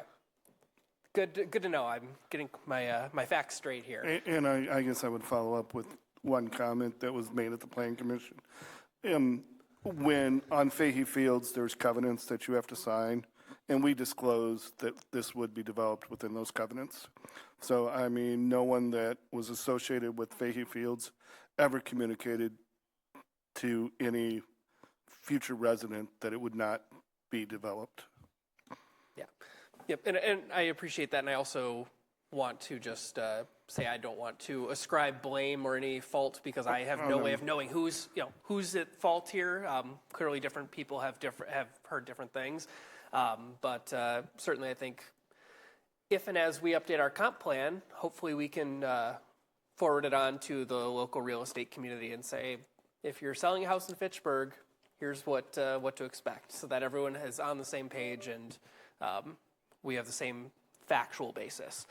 So back to the crossing access, one of the things that I had suggested in this meeting, and I think if Logan were king, which God help us all, but if that were the case, I think one thing that would be great would be having another access out of the crossing, using that outlot to get to Notre Dame, which could alleviate some of the traffic concerns, just spreading things out. And if anybody's heading south, right now they have to go out Notre Dame and then get on Lacey and go south on Fahey Glen. Soon they'll be able to take Notre Dame Drive if this goes through. But having another access point from within that community wouldn't be a bad idea from my standpoint of the world, especially if you think about from a fire response, it's quicker to get to the back versus a wider public street from public safety, et cetera. So just something I had thrown out there, and I'm not going to, not require or force anything like that, but if the residents of the crossing want that and Mr. Fahey's amenable to it, I don't think it would be the worst idea in the world just to provide some additional access with the road going through. One thing, we also had some comments there about increased traffic on Fahey Glen. I'm not a traffic engineer, but my read of things is based on the low density of this neighborhood and the fact that right now there's currently only the one north-south connection on Fahey Glen, that having Notre Dame Drive go through would actually reduce the amount of traffic on Fahey Glen because everybody in Fahey Fields and Highfield Reserve, as that gets built out, that is currently taking Fahey Glen would have a second option to get north or south through that property. So that is something that I don't know if we've modeled that, but that would be my assumption as a layperson sitting up here on the dais. The one thing that I have a little bit of concern about and is just kind of an unresolved point here, as I understand it, there's still some discussions being held about whether or not, I think Deanna said at Plan Commission that Swan Creek is considered navigable. So then the discussion about how wide of a right-of-way or a buffer there needs to be from Swan Creek through there. So right now it's 75-ish feet? The Gone Neighborhood Plan has it at 75 feet. Okay, at 75. The design has it at 90. Okay. And then my understanding was that the Capital Area Regional Planning Commission would require a 200-foot buffer if it were to be Swan Creek were navigable. So I guess my concern is that we approve a preliminary plat and then a final plat, if that 200-foot came through, were to be drastically different, kind of where does that leave us? So that's kind of my big outstanding question, concern. And Deanna, maybe you can take that one. I certainly can. We're still working with CARPC and Ben Schulte, our environmental engineer, on the determination whether or not the stream is actually intermittent or navigable. We're still not completely firm on that because actually downstream from this point, the determination has been not navigable. So there's still some discussion to be had with CARPC on that point. Number two, there are conditions in the approval of this preliminary plat that these things would have to get sorted out. You will not see a final plat for this project until we sort out with CARPC what is the appropriate environmental corridor. whether it's the 90, 100, or 150 is probably where CARP see the largest that they would land on. And then just to kind of follow up on that for Mr. Fahey then, if it were to be a bigger, requirement for buffer, what would that do to your, the proposal here? It looks like those lots on the cul-de-sac facing east and then Notre Dame facing west would be significantly cut back. So I'm just curious if the determination comes back at that width, if the final plat would end up looking significantly different than what we're looking at for a preliminary plat. I hopefully don't envision a difference. I think we can accommodate some of that. We may end up losing a lot or two. I guess I would. But we need to go through the process in order to determine where we will end up. Okay, thank you. Any other question? Last question, you, Bill? As we all know, Logan is extremely thorough, and he has addressed my concerns as well. Okay, thank you. Any other question, comments for the people that are online? No? Okay, so where we are? Okay. Okay. So all those in favor of resolution R-35-26 say aye. Aye. Aye. Any opposed? The motion carries. I move approval of ordinance 2026-002, approving rezone request RZ 262626 by Thomas Fall, agent for Irish 1855 LLC, to rezone property from AS, small lot agricultural, to RLM, low medium density residential, to allow for a proposed single-family residential development on property near 2674 Notre Dame Drive. Second. As amended, I did not realize we. Oh, yeah, I'm sorry. As amended by Plan Commission, thank you. Second that too. Plan Commission did pass this with a minor amendment. Okay, can you explain what is the amendment, Gabriel? Yeah. I can jump in here too. Oh, okay. Oh, yeah. It was to a condition. Oh, okay. I don't know if that. What is this one? What is I'm sure what's presented in the packet is. Okay, so, and I also want to mention that we got an email from David Haight at 6:25, very long with a lot of attachment against this resolution and ordinance. So I want to mention that so he knows that we got the email. Okay. Yeah, it was an environmental corridor on the north property line wider than 60 feet shall be provided and shown on the PDD SIP. That was the amendment. Okay. But this is basically the rezone associated with what we just discussed. So this is a rezone. Okay, any other question, comments? Here none. All those in favor of ordinance 2026-0-02 say aye. Aye. Aye. Aye. Any opposed? The motion carried. Thank you. Thank you. Thanks. I move approval of ordinance. Could I just make a motion if Mr. Arnold is waiting on let's finish with plan. the entire plan? Yeah. Okay. I've just got one more. I'll move approval of ordinance 2026-003, approving rezone request RZ 262726 by Dwayne Helwig, agent for A Grace Hospice Holdings, Inc., to amend the PDD GIP, Plan Development District General Implementation Plan, to allow for an assisted living and memory care facility at 5395 East Sherrill Parkway, along East Sherrill Parkway and Fahey Glen. Second. Plan Commission approved this. This is, the PDD is the current zoning, so when you're changing the zoning, you have to amend the PDD.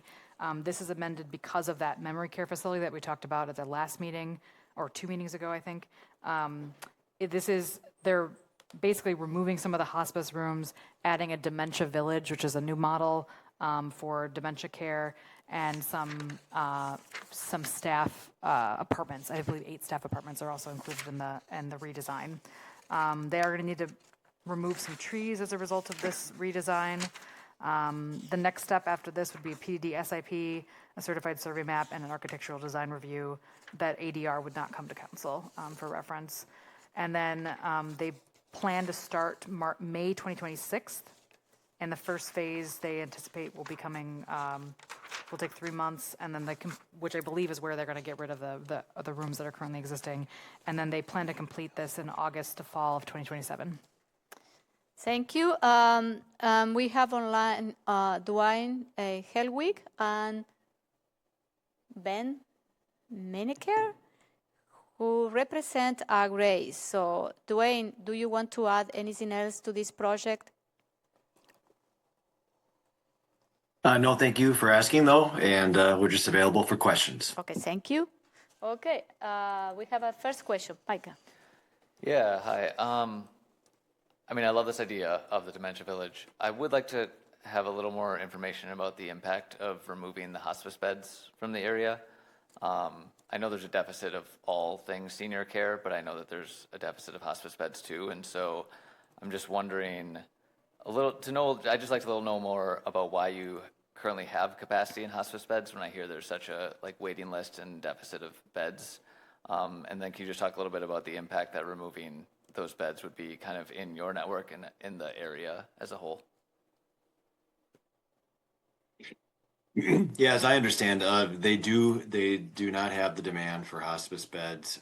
What I can do, because I cannot speak in detail for Grace, is I could ask them to address that at the SIP level, if that would help, or in some other way.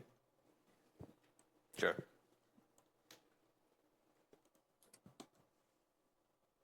Okay, Logan.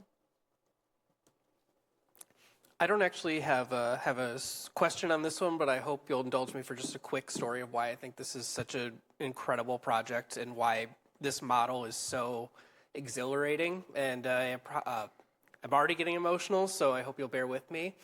My freshman year of high school, my great-grandma lived with us for the last year or so of her life. She had been going through dementia for, watching, kind of that slow deterioration that folks will go through when they experience this awful, awful condition. And watching the light kind of leave someone's eyes and the spark that they were is really tough. And one of the memories that really sticks with me from that time is, and I'll preface this by saying this at the same time that there was points where she would be mixing up my mom's and my sister's names that both start with the same letter. Yet at the same point, there was a moment in which my mom started to sing her some old nursery rhyme or something that my great-grandma had taught her, decades prior. And my great-grandma was able to sing this the rest of this song back to her. And that moment has stuck with me all these years later, half my life later. And I tell that because the model that, as I understand it here, of providing that independence and providing that sense of home and that sense of familiarity allows people to still have that little bit of semblance of themselves and that little bit additional those moments can be a little bit more frequent, and those glimmers of who they are and their essence is still there. So I was just over the moon to see a project like this come through, even though it will mean the loss of some hospice beds. I was talking to a friend of mine who works for the Alzheimer's Association in a much larger city than this, and I got to brag about how Fitchburg, Wisconsin is going to be the first, if not one of the first, to have a facility of this type in the country, which I think is just one of many things we can hang our hats on. And seeing this model come to pass here, I'm beyond thrilled that it's in my district, that it's just down the street from me, and I hope that once it's built, it provides some of those smaller moments of joy and those little glimmers of recollection for other families that have loved ones dealing with Alzheimer's and dementia. Thank you for sharing that, Logan. Bill. Yeah, just purely by coincidence, I recently listened to a podcast or something came through a news article about A woman named Ellen Langer, who did an experiment back in 1981. She wrote a book about it called Counterclockwise.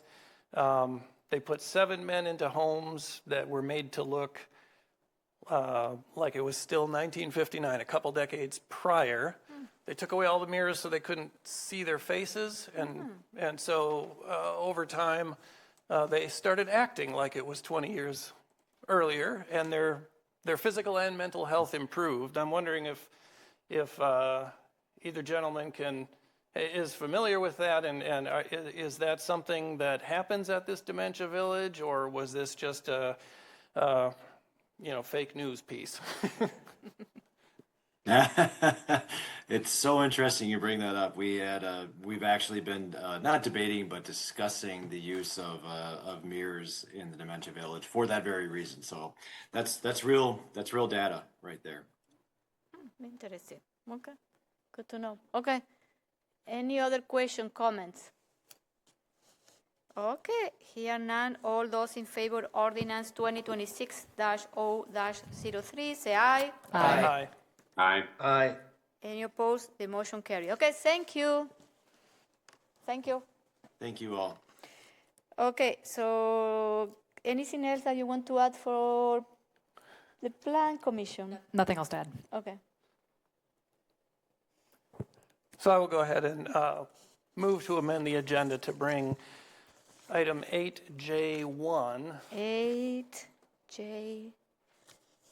which is the resolution R-17425, the bicycle and pedestrian plan update, so that we can send Mr. Arnold on his way. Is Phil ready to? I'll second. Okay.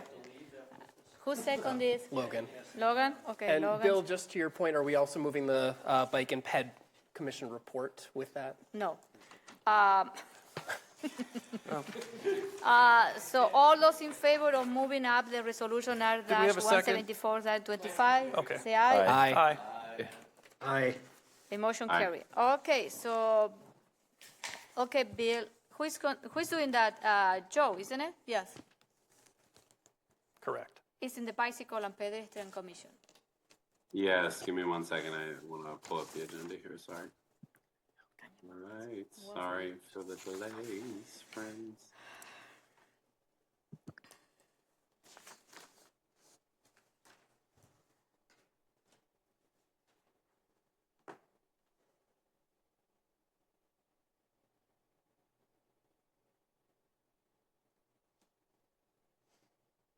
I move resolution R-174-25.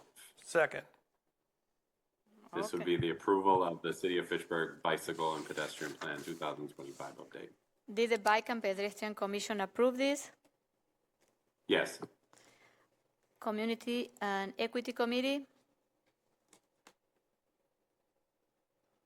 Donald? No, You didn't approve it? It was tabled? no, it was, say that Okay. again? So it was tabled? Yeah, Okay. it was tabled for more discussion. Some of the committee members felt that they didn't have enough time to really have a in-depth conversation about that. I'm not sure if the chair is still in the gallery. He was here earlier, but yes, it wasn't approved as of yet. Okay. What about Transportation and Transit Commission? TTC approved. Okay. So who is going to do the introduction to this? And because we have Steve Arnold here, he wishes to speak in opposition of this resolution. Should Steve speak prior to Okay. Steve, the go introducing ahead. it or Yeah. no? Let's talk. Steve is going to go ahead, and then we are going to a staff report. And Phil Groupie is here. Thank you, Mayor. Council members. Speaking on, Steve Arnold, 2530 Targhee Street, speaking on behalf of Bike Fitchburg, Inc. We are disappointed with the outcome of the Bicycle and Pedestrian Plan update process. The consulting contract was underfunded, as you are, I think, aware, and the results show it. It's not a worthy plan to guide bicycle and pedestrian matters. in Fitchburg for the next 5 years, much less 10 years as proposed in the plan. We've submitted many proposed changes which we feel are improvements. We are grateful that some of the minor corrections and improvements have been accepted by staff. It will be necessary for you to amend the resolution to allow staff to further update the draft plan with the changes that are in the table that were included in your packet from Phil. We understand and regret that there are no staff or consultant resources to address the larger issues, and that volunteer work by Bike Fitchburg was deemed unacceptable.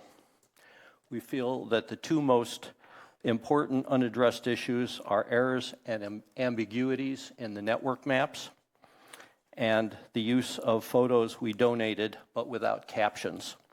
The lack of captions makes it impossible to determine what most of the photos were intended to show and to distinguish photos taken in Fitchburg from stock photos. We are encouraged by the proposal of a bicycle and pedestrian commissioner that the commission review the plan annually and to make minor amendments as is done for the city's comprehensive plan. Particularly useful will be annual updates to the bicycle and pedestrian network maps and to the action items. We urge the Commission to adopt this procedure and the Common Council to support it. We note that the maps should be implemented by city staff as layers in the city's GIS so that updates do not require outside consulting resources. We continue to get the concern that no changes could be made to the maps without rehiring the consultant. Bike Fitchburg volunteers look forward to working with you to improve biking and walking in Fitchburg. And I would be happy for any questions. You are allowed to ask questions now, right? We'll see. Okay. I am. Sorry. Okay, so question, comment, what it was discussed in the other commission? Let's have Phil? Phil, would you mind sharing Phil. an update on the process, please? Okay, go ahead. Absolutely. Phil Groupie, the sustainability specialist, led this process from the staff side along with support from a couple of other staff members from planning and public works. Just a quick summary of the plan in front of you. I know the meeting's running long and I don't want to take too much time here. This process did kick off in late 2024 with a $25,000 budget allocated by council.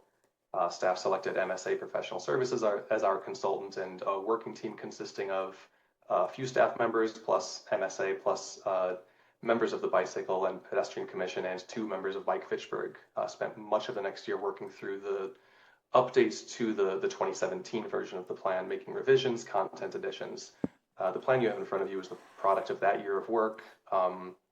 With one caveat, we went through the full scope of changes as was outlined in the RFP and approved in the contract, exhausted the budget that was available. By the time we reached the final stages of the plan, the consultant sent the working master file for this plan back to staff to make the final edits. The plan was created in software that we have limited licenses available for city staff. So once we realized that Equity Committee had meetings scheduled and we could move this process through referral and approval, rather than delaying that process while it was waiting to receive a temporary license and make the needed final changes, I thought it would be more appropriate to get the referral and approval process started, get this in front of council, in front of the committees, knowing that any changes that are needed are not so critical that they change the overall thrust of the plan, and final changes could be added after approval prior to publishing. It would, as Mr. Arnold mentioned, simply require an amendment adding a whereas or a be it also determined clause that staff make needed technical and clerical changes to the documents following approval.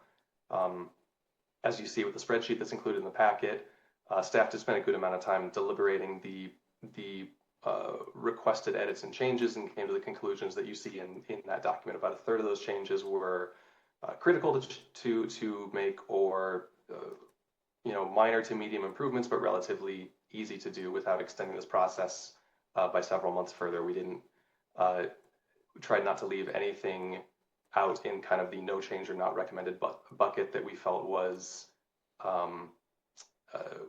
would be detrimental to the plan's passage.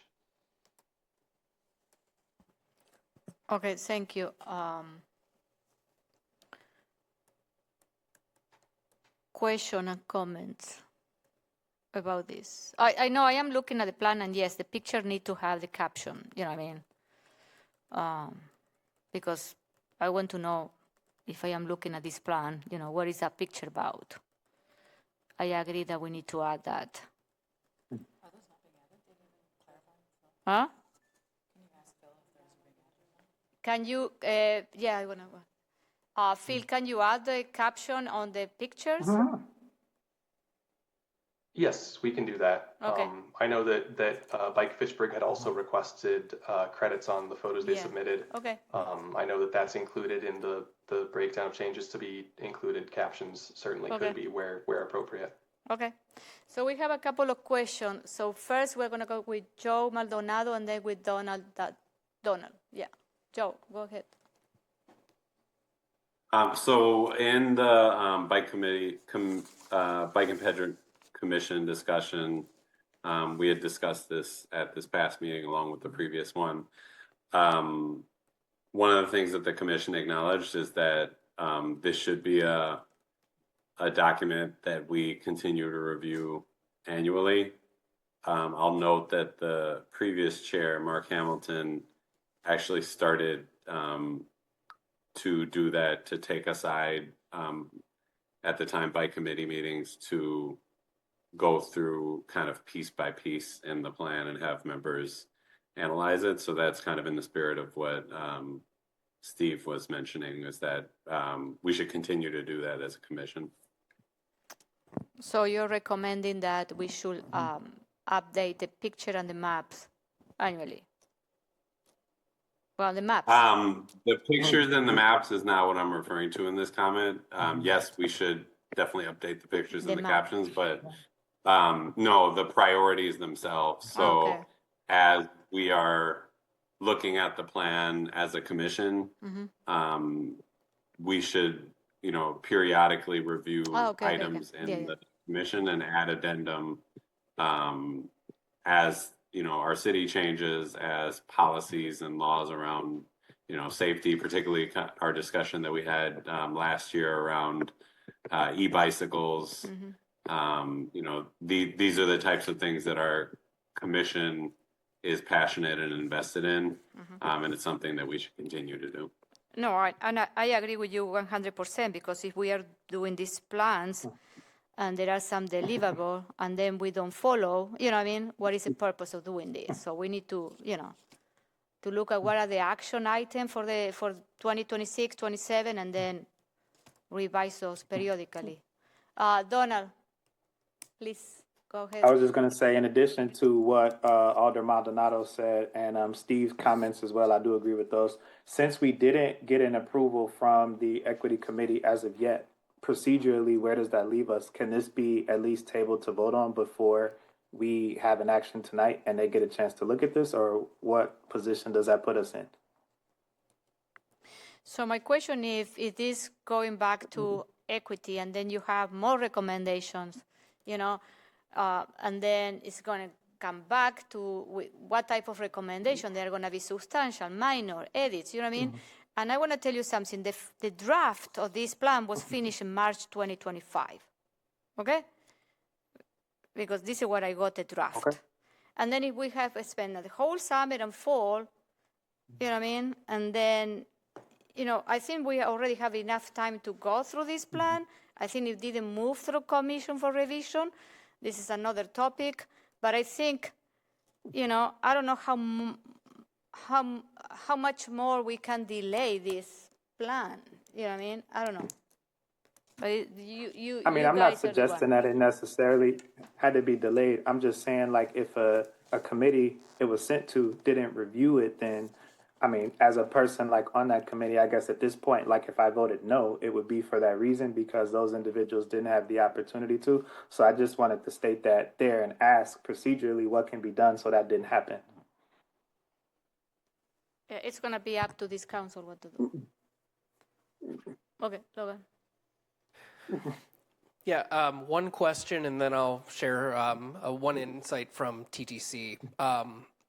To the point that Alder Dancer raised, the point that Steve raised as well, if we decide to table this or delay this for, let's say, 2 weeks, if we do 2 months, regardless of the amount of time, I'm curious about the ripple effects, i.e., does this affect the comp plan update that we're looking at? Does this affect any other plans that we may be looking at updating?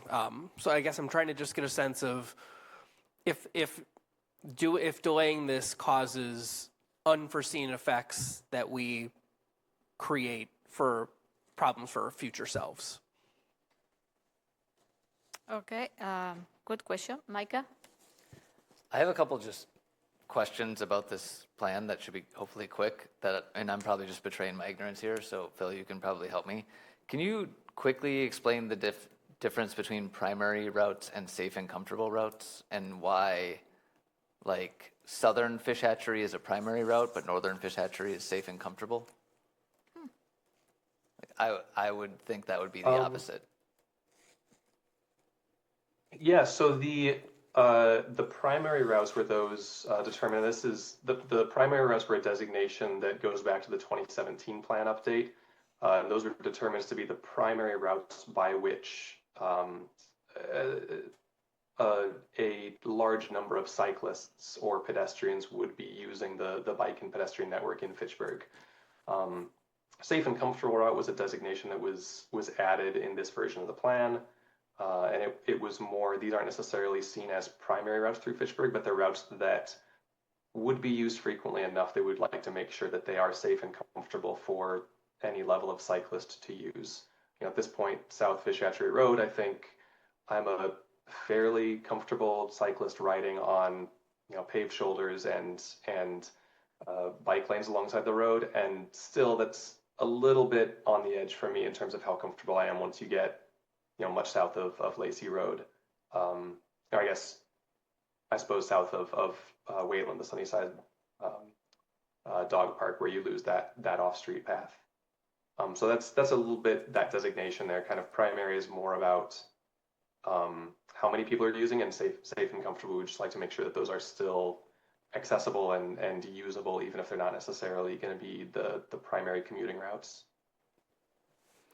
Okay, and then one just a little technical question regarding bike racks.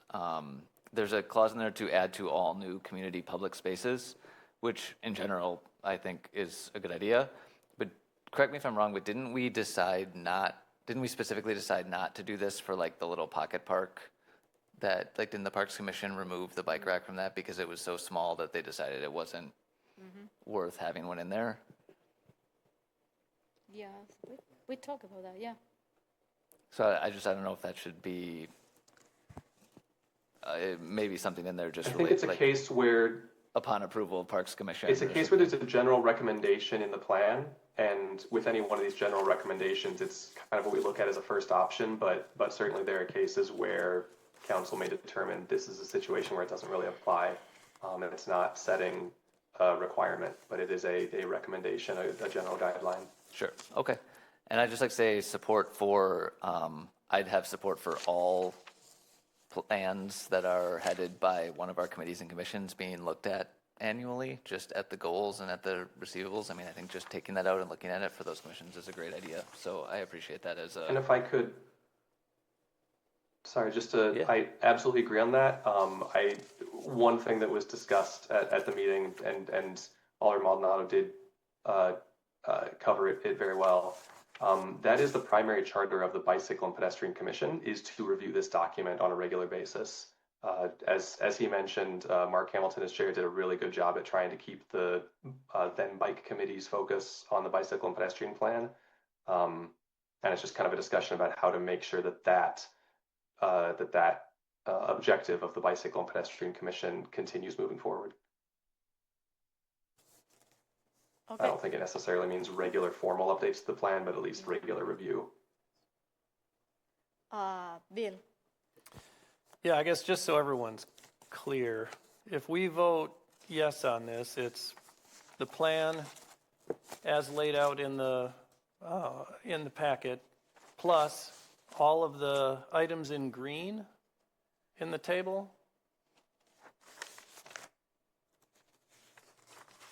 Phil, I'm asking you, I guess. My understanding is that getting the items in green on the table added. Now, I don't know the legal side of this, but my understanding was that adding either a be it also resolved or a whereas clause directing staff to make additional necessary changes, that would cover these improvements, these changes in green. If you just voted yes on the plan as is, I don't know if I would technically be allowed to make any changes after that fact. So I think an amendment would be required directing staff to make those identified improvements. I would be comfortable that if there was a general consensus from Common Council to make those changes that are highlighted in green within the attached table, that I don't think it needs an adjustment to the whereas clause. I think the message would be clear from the Common Council. Okay. Yes. Make the changes. Okay. We have another question. That's a thumbs up.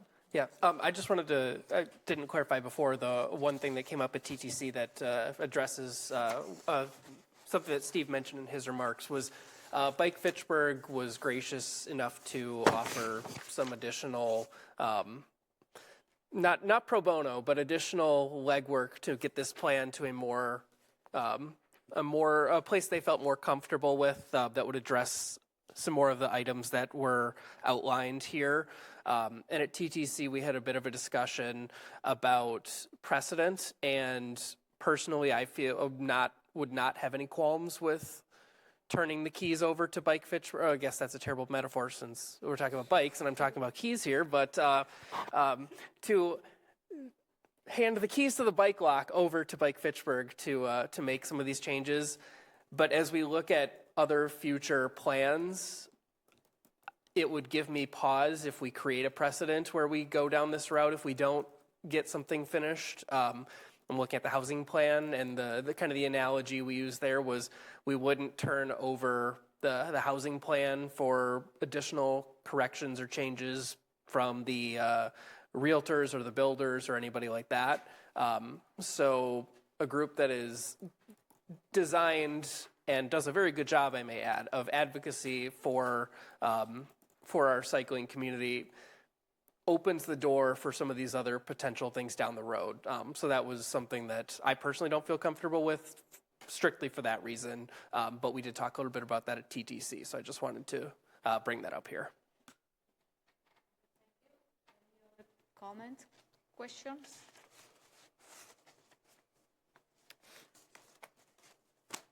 Okay, so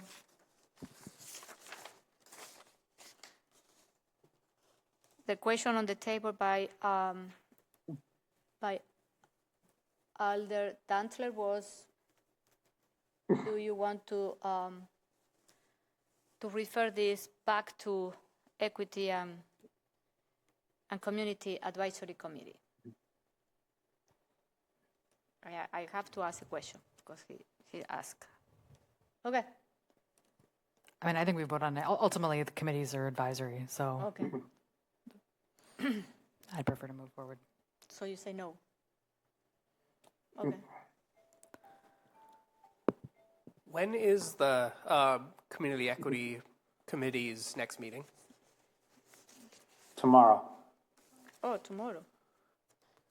So is this something that could get on the agenda tomorrow and we'd have this back in 2 weeks, or is this something now we'd have to wait till the next agenda? Because I feel like if it was put on the agenda... It's less than 24 hours from now.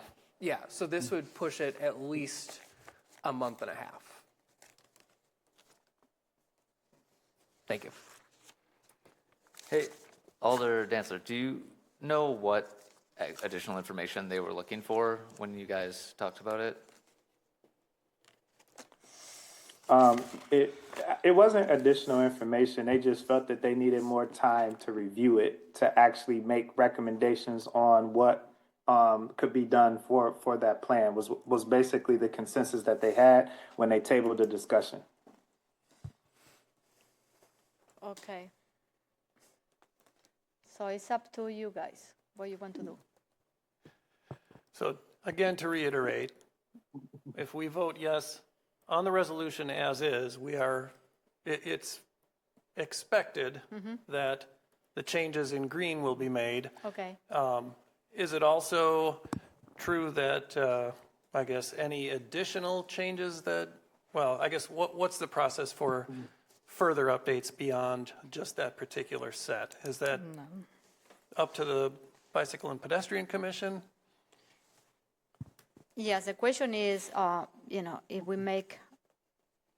if there are more recommendations coming from the Equity and Community Advisory Committees, is who is going to do those, is staff had to go and make those changes, and then it had to come back again to us, and, it's about, capacity. So I'm assuming, sorry to interrupt, but I would assume similar to how we're planning on doing like annual updates, that up until the introduction of a new like official update like we're doing now, any changes would be included in addendum that would be added to the plan. Phil, am I recalling that correctly? That's kind of what we talked about in future updates, correct?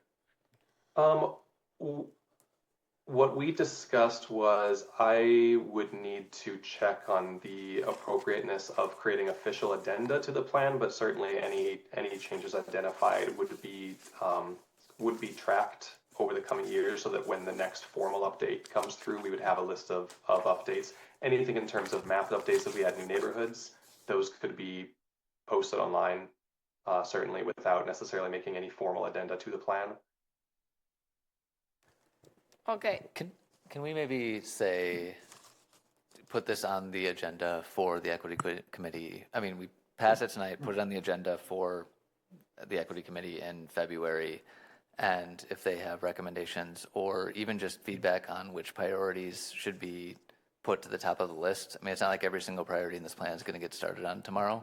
So that feedback can then be relayed to the Bike and Ped Commission, and they can use it in making their decisions on how they want to move forward with individual items. Would that be reasonable? I'll chime in here. I think this is the quandary that the council finds themselves in is indicative of a number of plans and processes here.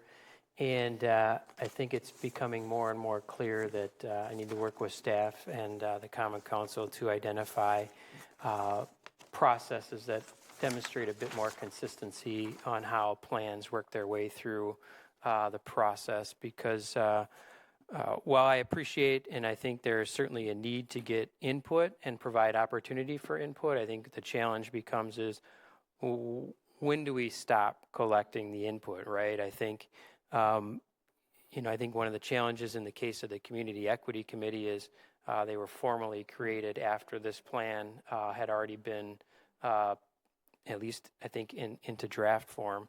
And ultimately, just continuing to use this as an example and not necessarily indicative of any one committee or commission.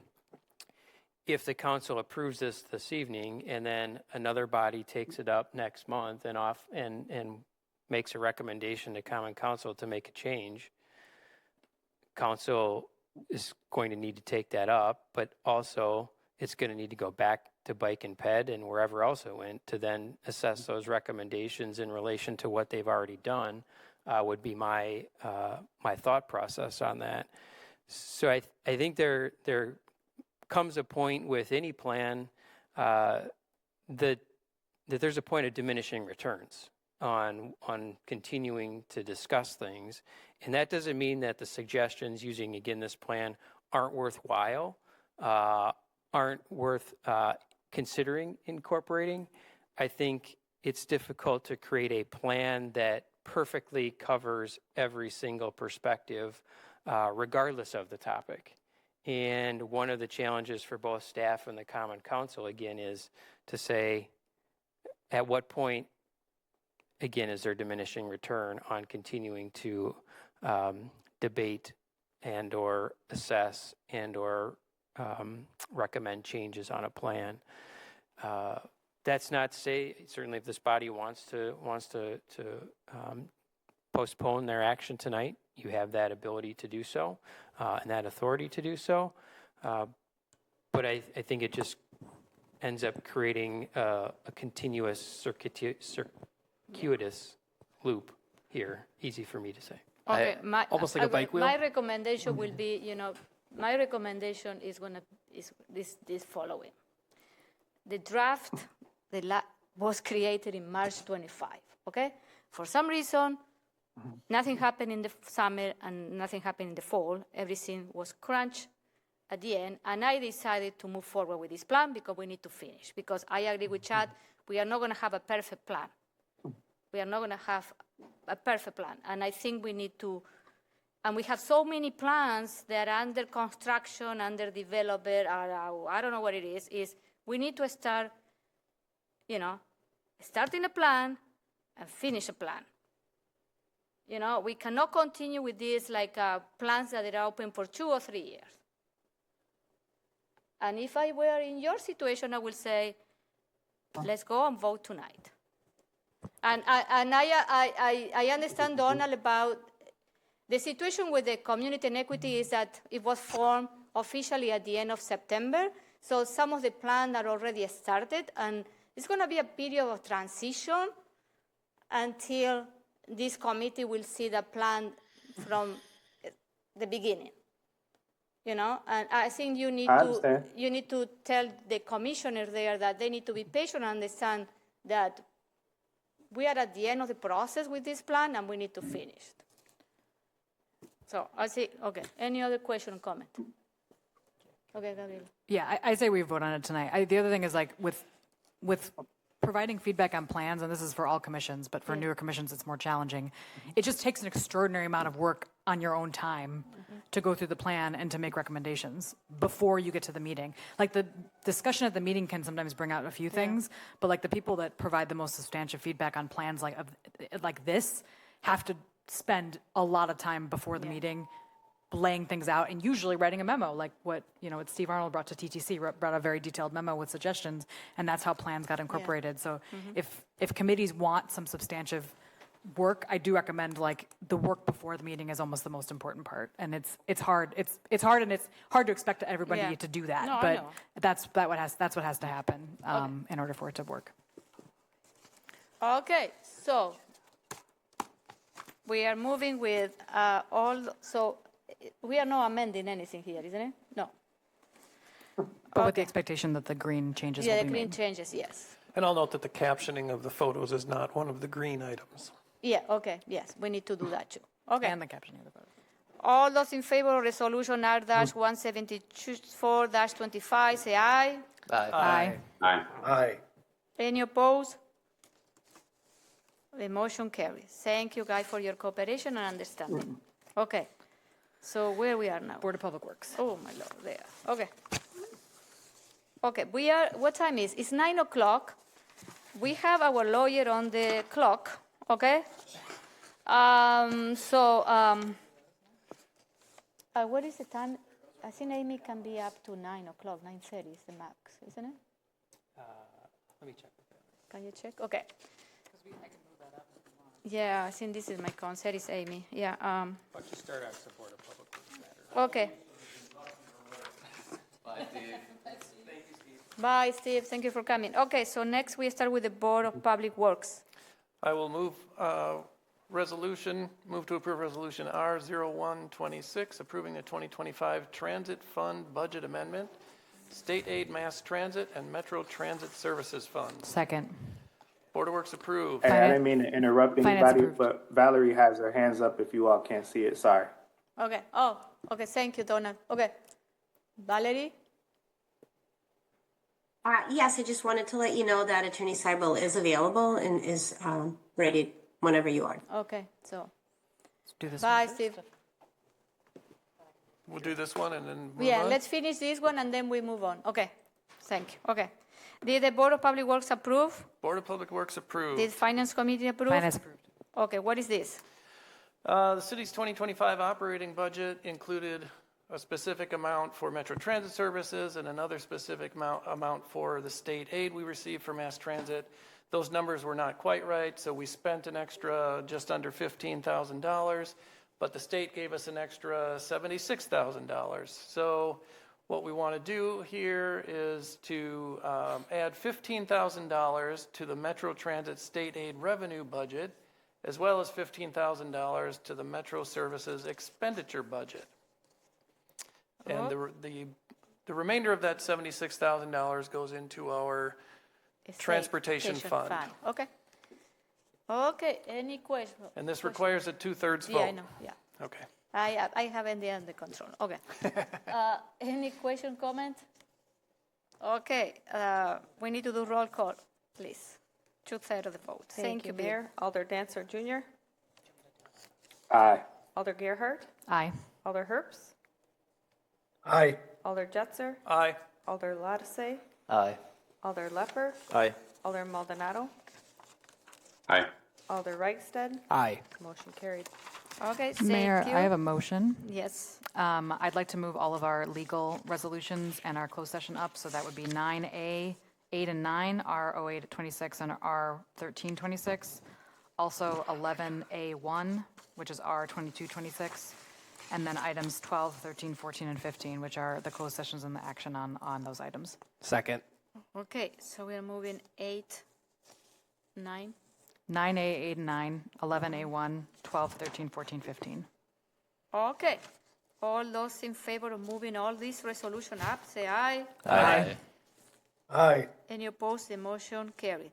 For the people that are online, you cannot participate in the closed session, so you will need to leave, okay? So you know that, Darn. okay? Well, before you we leave, get there, I do Oh, have. I was just gonna say real quick, are they gonna put us in like another room, or do we need to like exit out of the meeting? Yeah, you'll be placed in a waiting room, so you should be able to come back in, correct, Chad?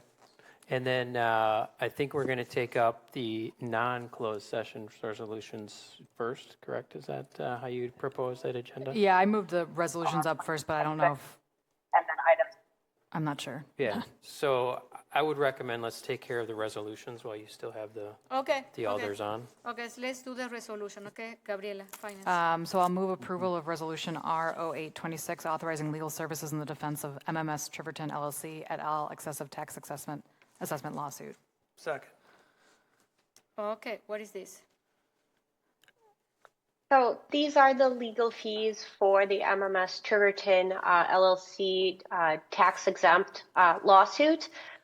Those members of the council who were here previously might recall this is a property owner that believes they should be tax exempt. Our tax assessor disagreed with their application and denied that tax exemption. They did previously come before the council twice, actually, I think earlier this year and the previous year as well with regard to that exemption. That was something the council had considered, agreed with our tax assessor. And so then the property owner's next remedy was to file in circuit court for their allegation that they should be tax exempt. I don't want to get too much into the details of the case as far as the trial strategy, but this resolution really just authorizes the cost of the legal fees in defending this lawsuit in circuit court. We do have it noticed for the closed session. As it was mentioned, based on our ordinances, alders aren't able to participate remotely in a closed session, but you can still vote on these resolutions. You just can't participate on the discussion with regard to the legal advice and the legal update that will take place in the closed session. Okay, any question, comment about this resolution? Here none. All those in favor of resolution R-08-26 say aye. Aye. Aye. Aye. Any opposed? The motion carries. Okay, next one. I'll move approval of resolution R 1326, change order for civil law in the defense of the Franklin Square Fred excessive tax assessment lawsuit. Second. Finance Committee approved. Thank you. Okay. Valerie, next. So this is a tax assessment, excessive tax assessment lawsuit that was filed by the property owner. It involves a number of properties and several tax years. So the cost of the litigation, while significant, really just reflects that this is a pretty complex case. And just by way of background, multifamily property owners receive a tax bill, kind of same as single family or commercial or other property owners in the city. And so they have the ability to contest that property tax bill through the Board of Review and ultimately the Circuit Court. And so that's what we have here is a property owner who believes that the city overassessed them.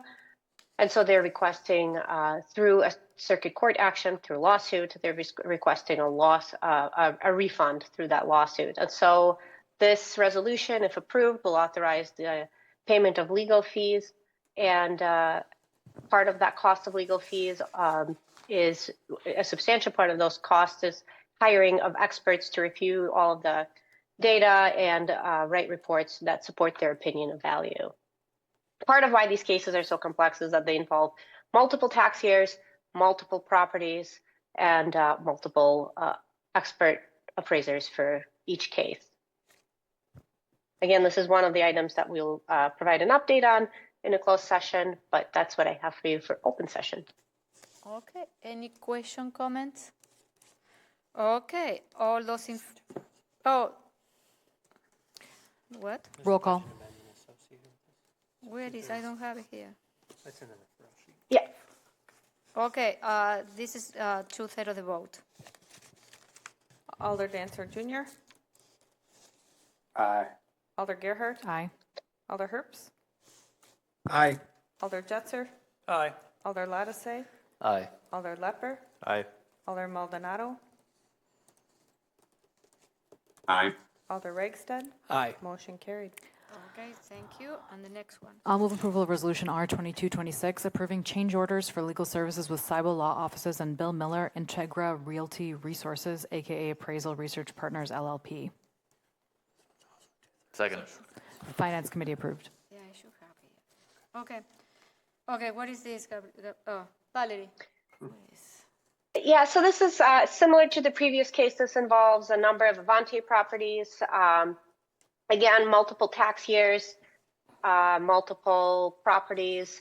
This is a case that we had previously had some funds allocated in a pre-approval, but because of the complexity of the case, as well as the number of years that involves, we do need additional funds to pay for getting this case kind of to the finish line. We did already have a trial this past summer, but unlike the kind of like a criminal case or some civil lawsuits that involve a jury, this was a trial to the judge. And so at the conclusion of all of the evidence, the parties, through their lawyers, brief the cases and present their arguments that way. Sometimes the judge also requests oral arguments as well, and ultimately the judge issues a decision. So that briefing is pretty labor intensive because our attorney has to get all the transcripts, read them all, review them all, and then compose legal arguments, kind of a heavy load of them for why we're right and they're wrong. And so we need some additional funds,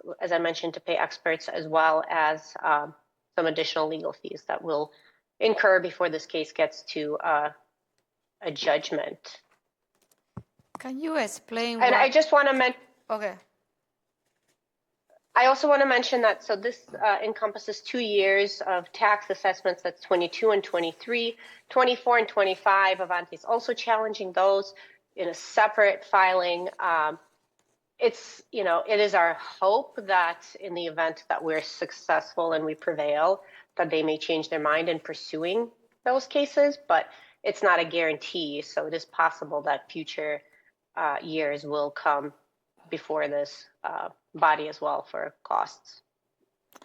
So, Gabriela, in Finance Committee, did you discuss this, you know, in the resolution that we are moving $304,000 of funding from the service fund budget to the assessment claim? Did you discuss that? What is this? We didn't discuss that in detail, Okay. that aspect of it, no. Do you know what is this? That's how we would fund the defense. So it's going to cost $304,000 in total, all of this. I want to understand how much is the cost. So this is what Misty, are you on? It says the change order is $37,030. Okay. So this, okay, we are doing a change order and then the total. Okay. Okay. Misty is available if you have Okay, Misty, specific can you questions as to explain the- this? Okay, thank you. Yeah, so this one did get a little messy. When the first claim was filed, it was for 1 year, and at that point, TID 4 was still open. So the cost to defend that when the TID was open can be charged to the TID. The claim was then subsequently amended to include the following year. That following year, the TID was closed, and so the allocation between what's TID eligible and what's not TID eligible got a little messy. So we had to rearrange how those account numbers went, but the bottom line total cost is the same. I just redirected which fund paid for it. Okay, thank you. Any other question, comment? Okay, this is a two-third vote. Thank you, Mayor. Alder Dancer Jr. Aye. Alder Gerhart. Aye. Alder Herps. Aye. Alder Jutser. Aye. Alder Lattice. Aye. Alder Lepper. Aye. Alder Maldonado. Aye. Alder Ragsted. Aye. Motion carried. Okay, thank you. So next, we are going to item 12 and 13. So I need someone to read the closed session language. I move to go into closed session pursuant to Wisconsin Statutes 1985 1G, conferring with legal counsel for the government body who is rendering oral or written advice concerning strategy to be adopted by the body with respect to litigation in which it is or is likely to become involved. Second. Okay, second. Okay, all those in favor of going to a closed session? I'm sorry, before we vote, What? I'm sorry to interrupt. Could we read the rest of that? I'm that sorry. references specific Resolution cases? R0826 authorizing legal services in defense of MMS Tiverton LLC et al. Excessive tax assessment lawsuit. R1326 change order for Cybal Law in the defense of Franklin Square Fred excessive tax assessment lawsuit. R2226 approving change orders for legal services with Cybal Law offices and Bill Miller, Integra Realty Resources, aka Appraisal Research Partners LLP, and discussion item only update and discussion regarding Hy-Vee tax assessment litigation. Who seconded? Okay. Okay. All those in favor of moving to closed session, say aye. Aye. Aye. Any opposed? The motion carries. Okay, so we are moving to closed session. So I need a motion to reconvene into open session. I will make the motion that we reconvene into open session at 9:41 p.m. Second. All those in favor to reconvene into open session, say aye. Aye. Aye. Any opposed? The motion carries. Mayor, I move to extend the meeting by 30 minutes. Okay. Second. All those in favor of extending the meeting 30 minutes, say aye. Aye. Any opposed? The Aye. motion carries. Okay. So here it is. It's 9:42, and I want to be out in an hour. Okay, so let's do this in an hour. Huh? Okay, people, we are ready? Okay, so where we are? Board of Public Works. Oh, my Lord. Okay.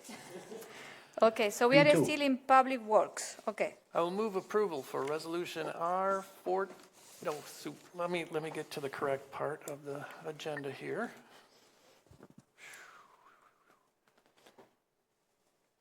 I will move approval of resolution R0426, acceptance of the 2026 to 2028 water treatment chemicals contract proposals. Second. Okay, did the Board of Public Works approve? Public Works approved. Finance approved. Okay, what is this? This is our normal Okay.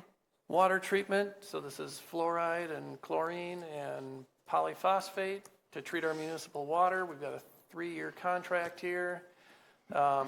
And this is actually winding up being a little bit cheaper than what we paid last year. Okay, and we do it every year. So all those in favor of resolution R-04-26, say aye. Aye. Any opposed? The motion carries. Aye. Next one.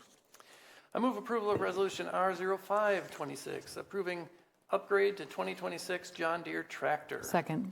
Board of Public Works approved. Finance approved. Okay, thank you. What is this? Yeah, we ordered a tractor back in 2024. It arrived last November, but the power takeoff on the front did not work out as the salesman told us it would. So we are getting an upgraded tractor, a 2026 model, and it's a 5085, so it's 85 horsepower instead of 75 horsepower, and it's costing an additional $4,900, but it will actually work with our applications. Okay, thank you. Any question, comment? Okay, all those in favor of resolution R-05-26, say aye. Aye. Aye. Any Aye. opposed? The motion carries. Next one. I'll move approval of resolution R-07-26, amendment to the final assessment amounts for the 2024 sidewalk replacement. Second. Board of Public Works approved. Second that motion. Finance approved. Okay, what is this? This is the last time you're going to see the 2024 sidewalk replacement. We had two errors. Unfortunately, we didn't catch them at the same time. So this is, there was like one line item highlighted in your agenda packet for the previous resolution R-231-25, and then a second line item for this one, for R-07-26. But we just had a little clerical error. Okay. Any question, comment? Here none. All those in favor of resolution R-07-26, say aye. Aye. Aye. Opposed? The motion carries. Next one. I move approval of resolution R-11-26, approving change order number 1 for the Fish Hatchery Road repairs. Second. Board of Public Works approved. Finance approved. Okay, what is this? This is the concrete work that was done on Fish Hatchery Road at Sherrill and at Lacey. Unfortunately, there were project costs that were unforeseen at the time. The estimate was made and things went over budget, and so now we need to pay for the costs incurred. And as a reminder, this was a 50-50 split between the county and the city. There was approximately $80,000 overage, so we are on the hook for about $40,000. Okay. Any question, comments? All those in favor of... Yeah, Mayor, I just want to, Yes? Go ahead, Dave. I just wanted to add, the overruns were kind of to keep lanes open, or when they'd set the concrete, it'd have to cure, and so the employees would have to come back on weekends to open and close lanes. It was mostly not just doing the work, but it's maintaining the traffic that drove the Very overruns. expensive. Yeah. Yeah, Okay. traffic control was initially estimated at $5,000, and the actual came in at about $37,000. Yeah, I know. I noticed that. Yeah. Okay, so all those in favor of resolution R-11-26, say aye. Aye. Any opposed? Aye. The motion carries. Aye. Thank you. Next one. I move approval of resolution R-12-26, amending the 2025 and 2026 general fund and capital project fund budgets for Public Works LTE Special Project Engineer. Second. But Board of Public Works approved. Finance approved. Okay, what is this? This is limited term employment for project engineer Paul Woodard, who's been helping with our PD facility at a much lower rate than if we were to hire out general contracting for engineering services. We got this resolution would retroactively pay for about 200 hours from last year, and then another 400 for this year. Okay. 350. Yeah. 50 were previously authorized by the mayor. Okay. Okay, any question, comment? Okay, we need 2/3 of the vote, so roll call, please. Thank you, Mayor. Alder Dancer Jr. Aye. Alder Gerhart. Aye. Alder Herps.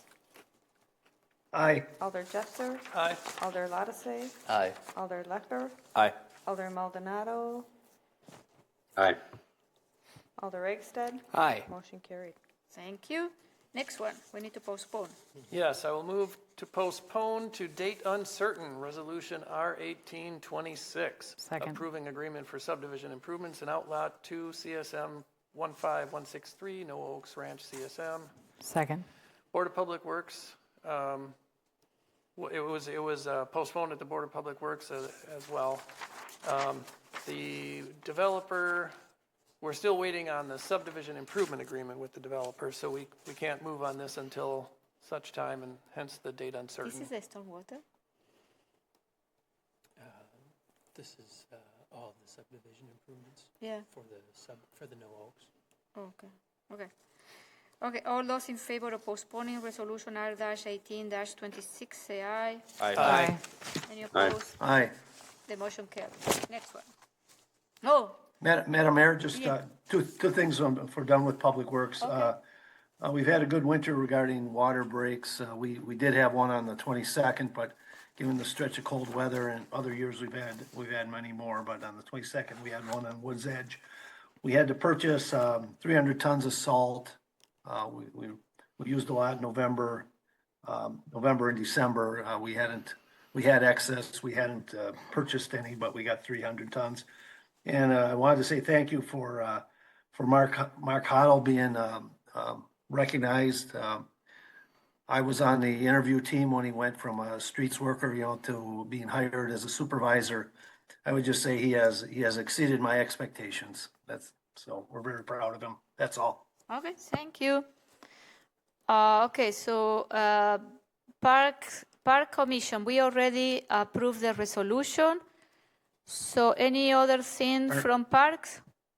No? We meet next Thursday. Okay, thank you. Next, we move to the Library Board. I will move approval of Resolution R-06-26, accepting a proposal for creative and interactive feature for Children's Library with Bachman Design Group. Second. The Library Board approved. Finance approved. Public Works? Public Works approved. Public Works approved. Okay, thank you. What is this? So this is the part of the children's redesign, or children's library kind of remodel, refresh to hopefully help us, as we've discussed with some of the competition we've had and the cost that brings with Fitchburg residents going to other libraries. This is for an interactive feature that will be designed. We don't have a full design exactly what that will look like just yet. And this is for up to $100,000, and the remaining $100,000 that we'd kind of budgeted for that project could be used for other things like, I believe we said furniture and other things like that. And I'm seeing Wendy nod, so I'm going to say yes, and then turn it over to Wendy. Oh, is Wendy here? Oh, Wendy. Okay. Hi, Wendy. Yeah. We did a proposal back in the fall, got two really good proposals, reviewed those, did interviews, and ended up selecting Bachman, who is local, has done work at Blackhawk.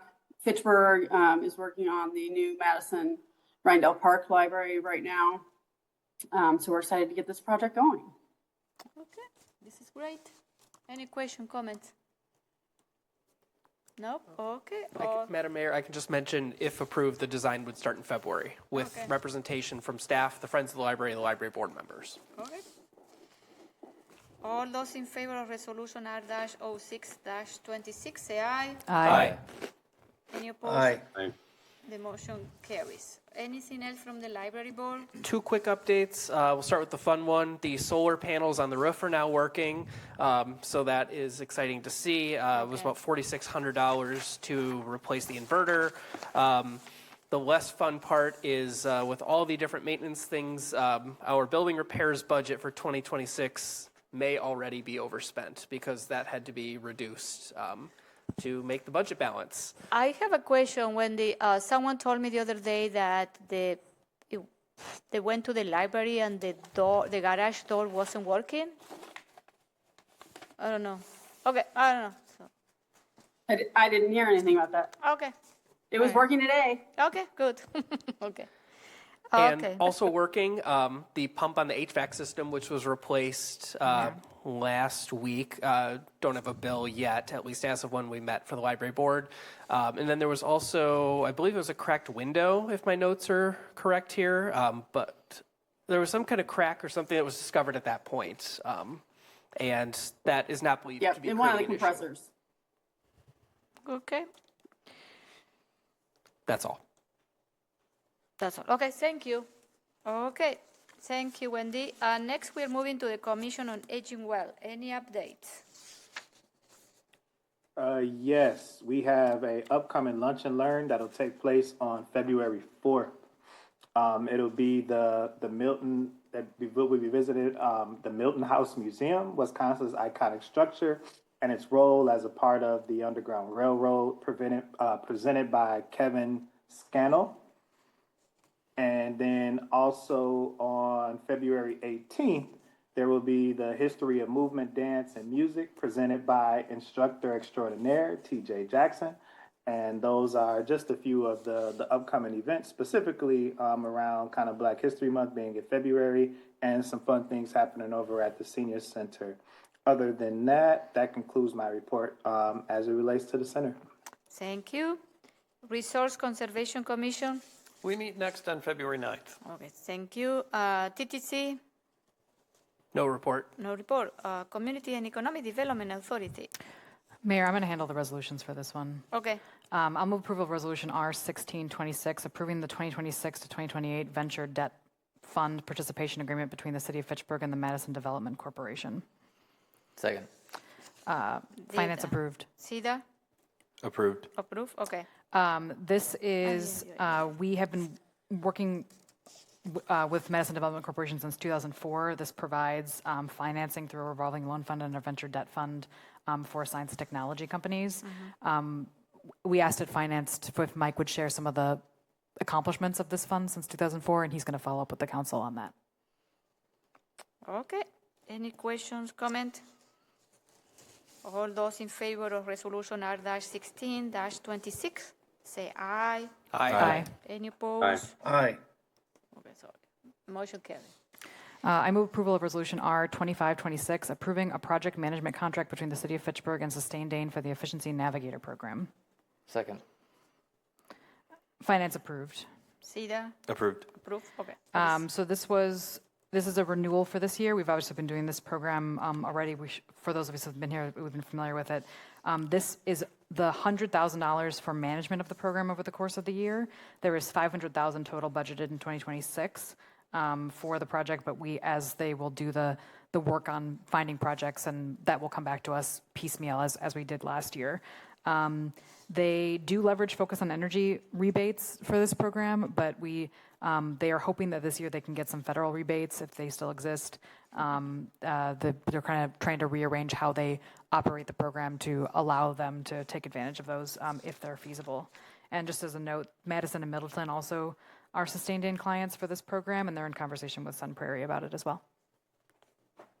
Okay, so this is practically the management fee that we are approving here. Yes. Okay. I forward you a nice PowerPoint presentation with what they did last year. So, okay. Any question, comment? I think this is a great program. So all those in favor of Resolution R-2526, say aye. Aye. Aye. Aye. Any opposed? The motion carries. Next one. Oh, where is? Oh, Agricultural and Rural Affairs. We did not meet this month, so we will meet again on February 17th. Okay. Bicycle and Pedestrian Commission. Anything else that you want to add, Joe? No? Okay. So we move to the EMS Commission. Two very brief things. We signed their collective bargaining agreement, so that's gone through for the next 2 years. And they highlighted, recognized one of the paramedics who was working a Badger game. The second to last Badger game this year, we had 2 people who were in cardiac arrest and required CPR. and they both ended up surviving. And one of the Fitrona medics was working that game, and I've worked probably 80 Badger games, and that's the first game I've ever been at where 2 people needed CPR, and the fact that they both survived is a testament to the skills of the EMS workers. So kudos to paramedic Jeremy Owens. Okay, thank you. Jake, do you think those cardiac arrests came because people were so surprised the Badgers were actually winning the game? That might have been it. Maybe. Okay, Healthy Neighborhood Committee. Any update? No, not at this time. Okay. Housing Advisory Committee. No report. Landmarks Preservation Commission. No report. Tree Advisory Committee. One note that the February 12th meeting will also be a public information and feedback session for the urban forestry plan. So that'll take place in council chambers and be a public meeting. What time is? 4 p.m. 4 p.m. Okay. Even if you cannot attend those meetings, maybe watch the meeting, because that one is going to help you when you have to read the plan. It's going to make your reading, I don't say easier, I would say. Okay. Community and Equity Committee. Next meeting is tomorrow at 5:15. Okay, thank you. Any other report from other commission and committees? Here none. We move to standing committees reports. Finance. Quick report. Misty, after we asked last time how much interest we make on the money, because we do all the tax collection and all the burden of that, but we don't keep all the money. We do keep the money temporarily before we pass it on to the other jurisdictions, and we can make interest money on that. She said for the last 2 years we brought in $280,000 and $300,000 from those investments. During COVID, we only brought in $6,000, so it varies pretty wildly depending on the market conditions, but just something to be interesting. Still collecting property taxes through the 31st. Please note that the post office changed its policies, and if you are going to mail it, it needs to be postmarked by the 31st, and you have to actually ask the USPS to do that now. And they are working on closing out 2025 for the audit. And I'll move on to the resolutions. I move approval of Resolution R0326, approving advanced scheduling software upgrade. Second. Finance Committee approved. This is, we're moving to a new payroll software, but they need a scheduling software as well, specifically for police timesheets because of the complexity of how that works. Right now they do paper timesheets. This will allow us to go digital. It feeds directly into the payroll system. Will be a huge process improvement for both the police department and for finance. They are still in progress on implementing the new software. They originally thought it wouldn't be live till December, but now they're targeting July 1st. Okay, any question, comments? Speaking as someone who approves police timesheets every other week, it's a nightmare. So anything that helps that, I support. Logan. I was just going to add on to that and say, if anybody thinks that we as a city are spending, just wasting millions of dollars on useless nonsense, let me tell you, if we've been making our police officers do paper timesheets in 2026, I think that says a lot about how responsible we are with taxpayer resources. That's all. Very good. Okay. All those in favor of Resolution R-03-26, say aye. Aye. Any opposed? Aye. The motion carries. I move approval of Resolution R1426, approving new lease agreement for third floor copier. Second. Finance Committee approved. This is something we actually approved last year, but the machine we approved was not available. So we needed to change it to a slightly more expensive, but very similar machine that is available. Okay. So any question, comment? Here none. All those in favor of Resolution R-14-26, say aye. Aye. Any opposed? The motion carries. Oh, I'm sorry. Aye. I forgot the people online. I move approval of Resolution R1526, amending the 2025 General Fund Budget FACTv Wireless Intercom. Second. Finance Committee approved. This is a carryover that was missed. It was actually in the 2024 budget. It was purchased in 2025, and the carryover's missed, so we had to fix this. Okay. Any question, comment? All those in favor of Resolution R-15-26, say aye. Aye. Aye. Any opposed? Aye. The motion carries. I move approval of Resolution R1726, amending the 2026 TID closure fund budget for fire department shipping containers. Second. Finance Committee approved. This is for training for our firefighters, our police officers, and for our EMS technicians. If there's a potential to improve our ISO rating, which could help with homeowners insurance, reduce home insurance rates, but that's still TBD. And there's now the ability to train locally at our facilities. And I'll let the chief add anything. Yeah, great opportunity. I think I told you guys late last year, that we started, we repurposed the well house at Station 1 and added a shipping container, joined them together, and we've had great success training there and sharing that with our partner agencies that we respond with. And we are looking to use this money to expand that, to even provide even better training. And again, share that as a resource with our partner responding agencies. So pretty exciting, very low cost comparing to, building something from the ground up as far as training centers go. So I think it'd be a great addition for the city. So I want to say thank you, Chief, because, it saved us a lot of hundreds of thousands of dollars in a training facility with all these shipping containers. Millions. Yes. So I think we are being creative here, how to use the money. And so I want to say thank you for doing this.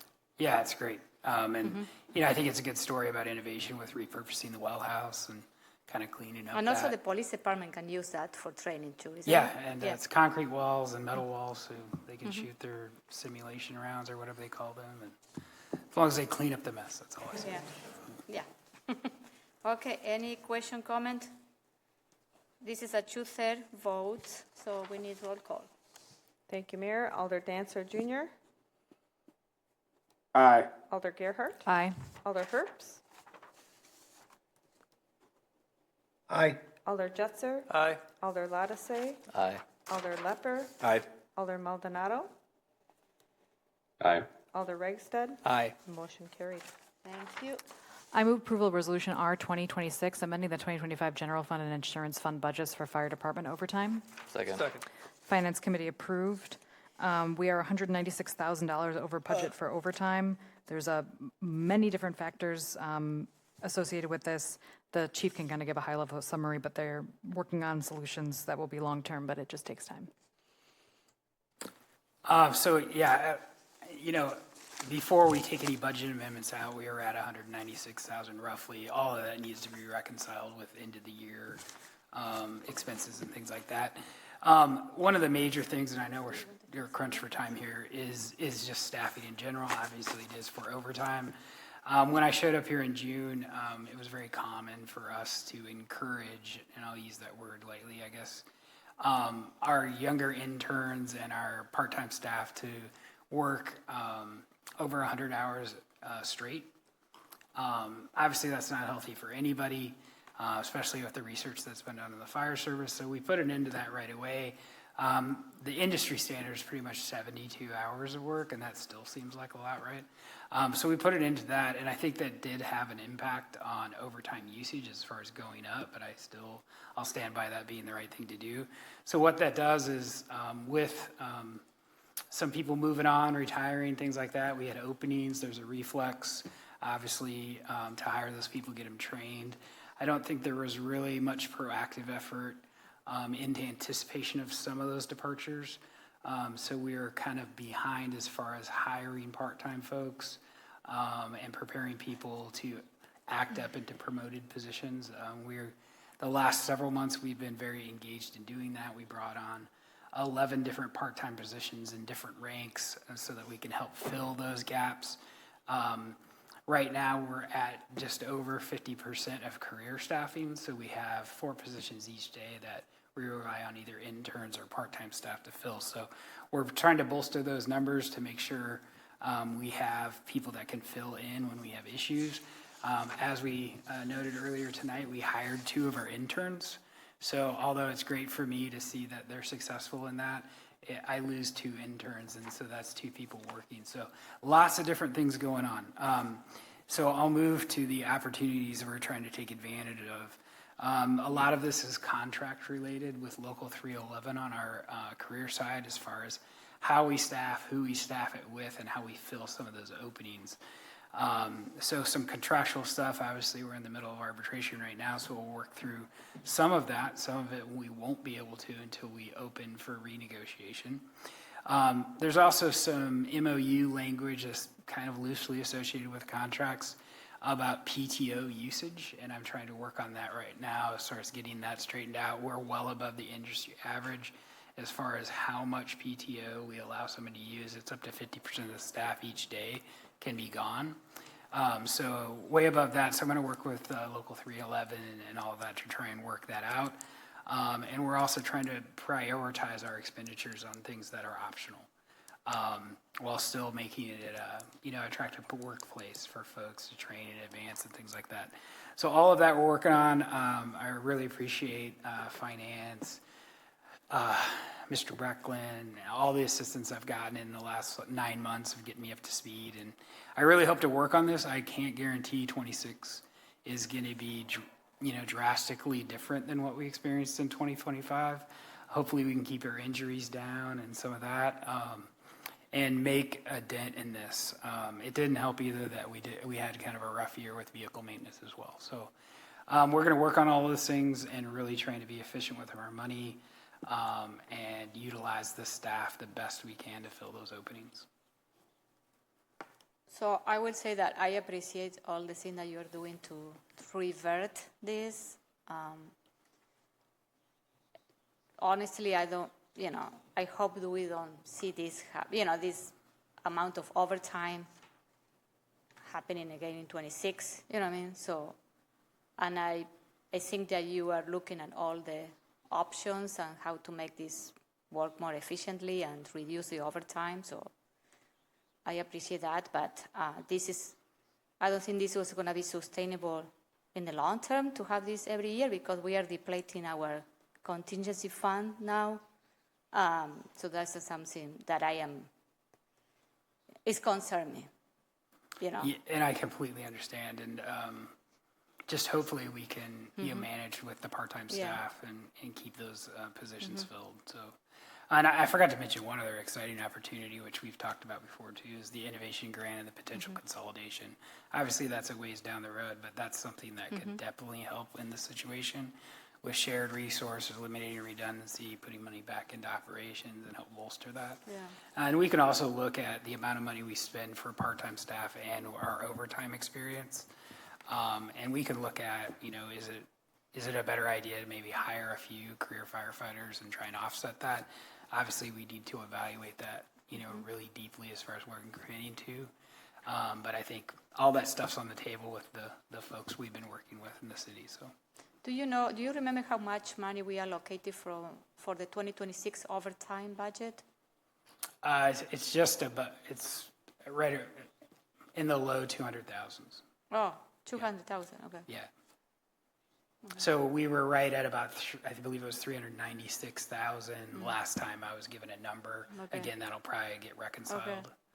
Okay. And then we spent roughly about $500,000. I think it's right at $600,000 for 26 for our POC services, which is our part-time staff. Yeah. Okay. So that overtime also, includes our part-time staff overtime. Okay. They're considered LTE employees. They receive overtime after 40 hours Monday to Sunday. And also this number is going to be affected too by once the arbitration is done, because we had to pay retroactive overtime. Yes, and Misty would be best to address that as far as what was built into each budget. Okay. Any question, comments? Okay, so, we need to set of the vote too for this one. Thank you, Mayor. Alder Dancer Jr. He raised his hand up. Okay. Alder Gerhardt? Aye. Aye, sorry. Alder Herbst? Aye. Alder Jetzer? Aye. Alder Lattice? Aye. Alder Lepper? Aye. Alder Maldonado? Aye. Alder Ragsted? Motion carried. Thank you. I move approval of Resolution R2126, amending the 2026 Grants Donations Fund Budget EMS Funding Assistance Program, FAP. Second. Finance Committee approved. This is a grant that we received of $112,871 from the state. $20,000 of that will go to department training. The remaining $92,000 and change will go through other things like AEDs, PPE equipment. We passed, as you remember, the budget amendment to add 2 AEDs into parks. This grant will be used to pay for that. So 2 AEDs will be going in McGaw Park and McKee Park. Anything to add? Again, very exciting opportunity. Fitchburg EMS took advantage of this in 2025. We're now taking advantage of it.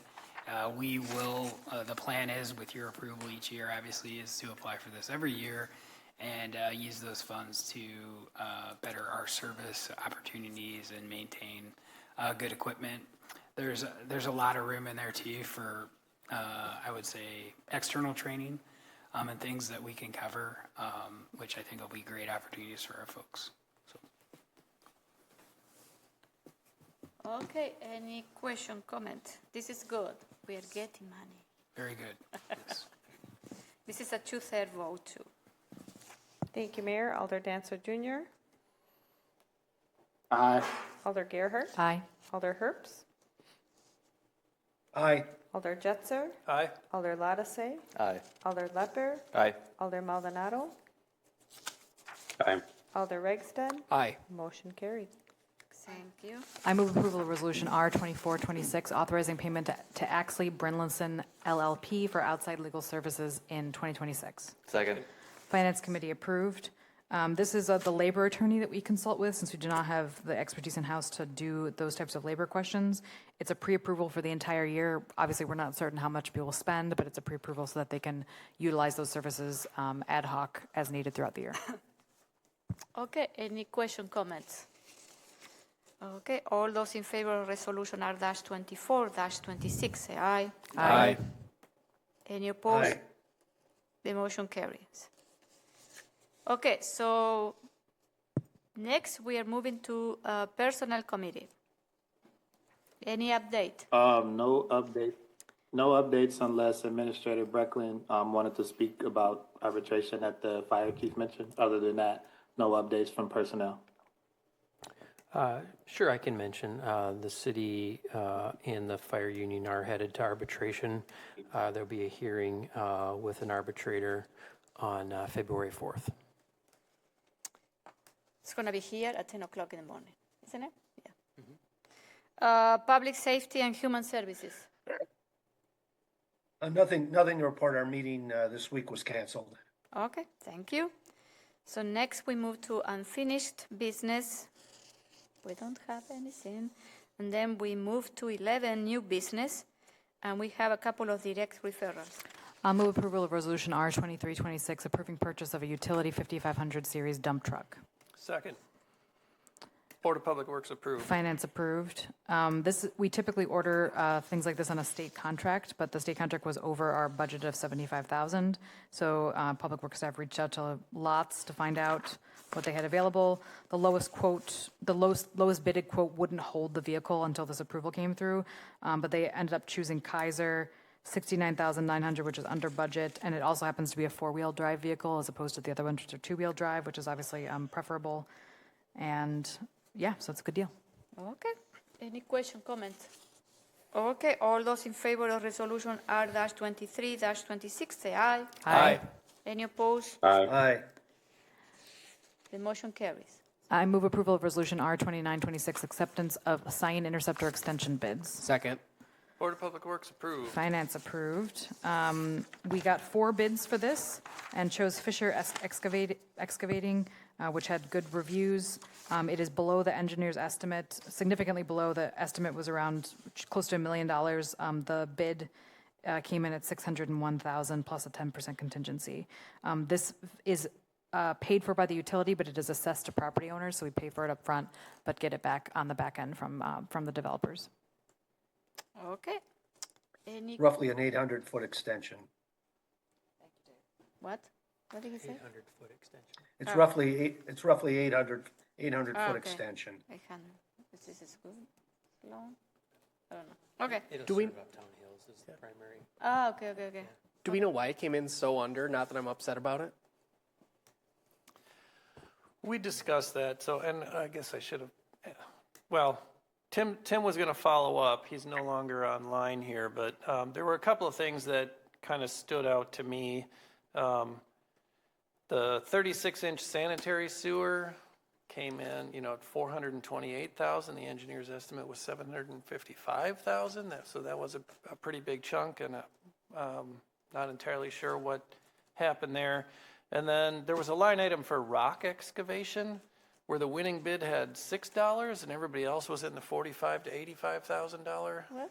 Yeah, so Tim, that was the line item Tim was specifically going to follow Well, up we're on. missing a couple of zeros. Well, that's what we were wondering, yeah.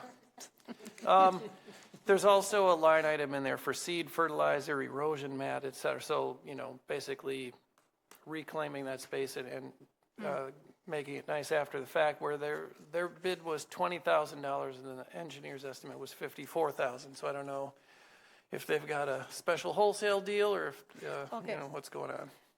I want to clarify because this is saying interceptor extension. So this is for the hard time, isn't it? This is for Uptown Hills. Uptown Hills. Oh, for Uptown Hills. Okay. It will eventually serve Hartong and then Okay. actually continue all the way down to the Village of Oregon at some point in the future. Okay. very distant future, probably. Okay. Although I think we have a meeting about that. Okay. Any other comment, about this? All those in favor of resolution R-2926, say aye. Aye. Aye. Any opposed? The motion carries. Okay, so now we are we did this. Okay, so now we are moving to Alder District Report, and everyone has 1 minute. We're going to start with District 2. Mother Nature continues to toy with us, but the ice rink is open, and if you can brave the single-degree temperatures, you're welcome to go out there. There was an article in the Cap Times about, it's called Charged Issue. It's about e-bikes and e-scooters and whatnot, and there's a little graphic in there that shows that for the results of a survey, Fitchburg has the highest e-bike usage of all the inner ring suburbs of Madison. Wow. Okay. And sticking with the biking theme, I'm fond of saying as I'm watching TV or a movie, the hero always rides a bike. And it turns out that Alex Pretty was also a cyclist. He was executed because he tried to help a woman up after a Border Patrol officer shoved her to the ground.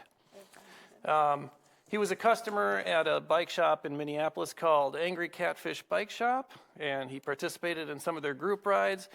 They are organizing a memorial ride that's happening this Saturday. The route will go past the location where he was murdered, as well as the location where Renee Good was murdered, as well as the VA hospital where Alex worked.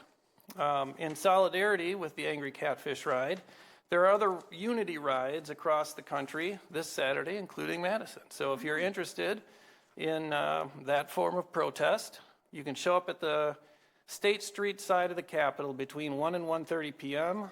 We'll have about a 9-mile ride rolling out at 1:30, and we'll return to the starting point when done. Okay, thank you. Just wanted to shout out the Public Works crews for doing such an outstanding job with snow removal. I'm always shocked by when I drive on Madison streets and it's covered in snow and our streets are completely bone dry. They do an outstanding job, and I know it's a really hard job, so thank you. Thank you. District 3. District 3 will skip our report this evening, myself and Alder Dantzler. Really? Not much to report. Oh, okay. And he had to log off. Oh, no, he's... Okay. Oh, okay, 4. 2 quick things. I attended what was said previously, the forward physical therapy ribbon cutting. I showed up with my arm in a sling, so that was very relevant. I think they thought I was a patient when I walked in briefly. They were a little confused. And the Verona, I don't know if people know, the Verona School District has 3 public charter schools. They are still funded as public schools with taxpayer dollars. They are underneath the Verona area school district. But there is a lottery to get into them, and the deadline is February 15th. So anyone in the Verona school district can enter that lottery.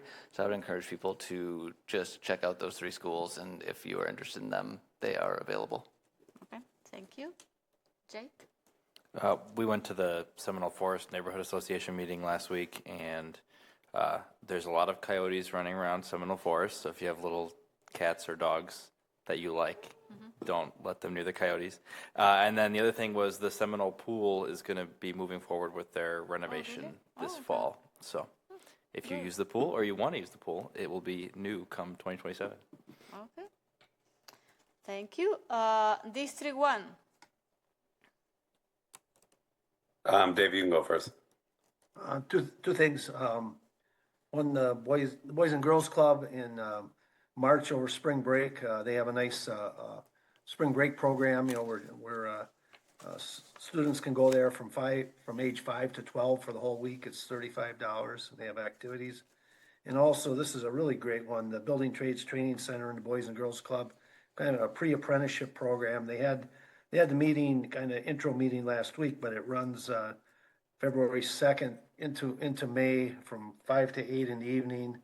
And, you know, the students will get trained in the 10-hour OSHA, first aid, all these different, learning to use equipment.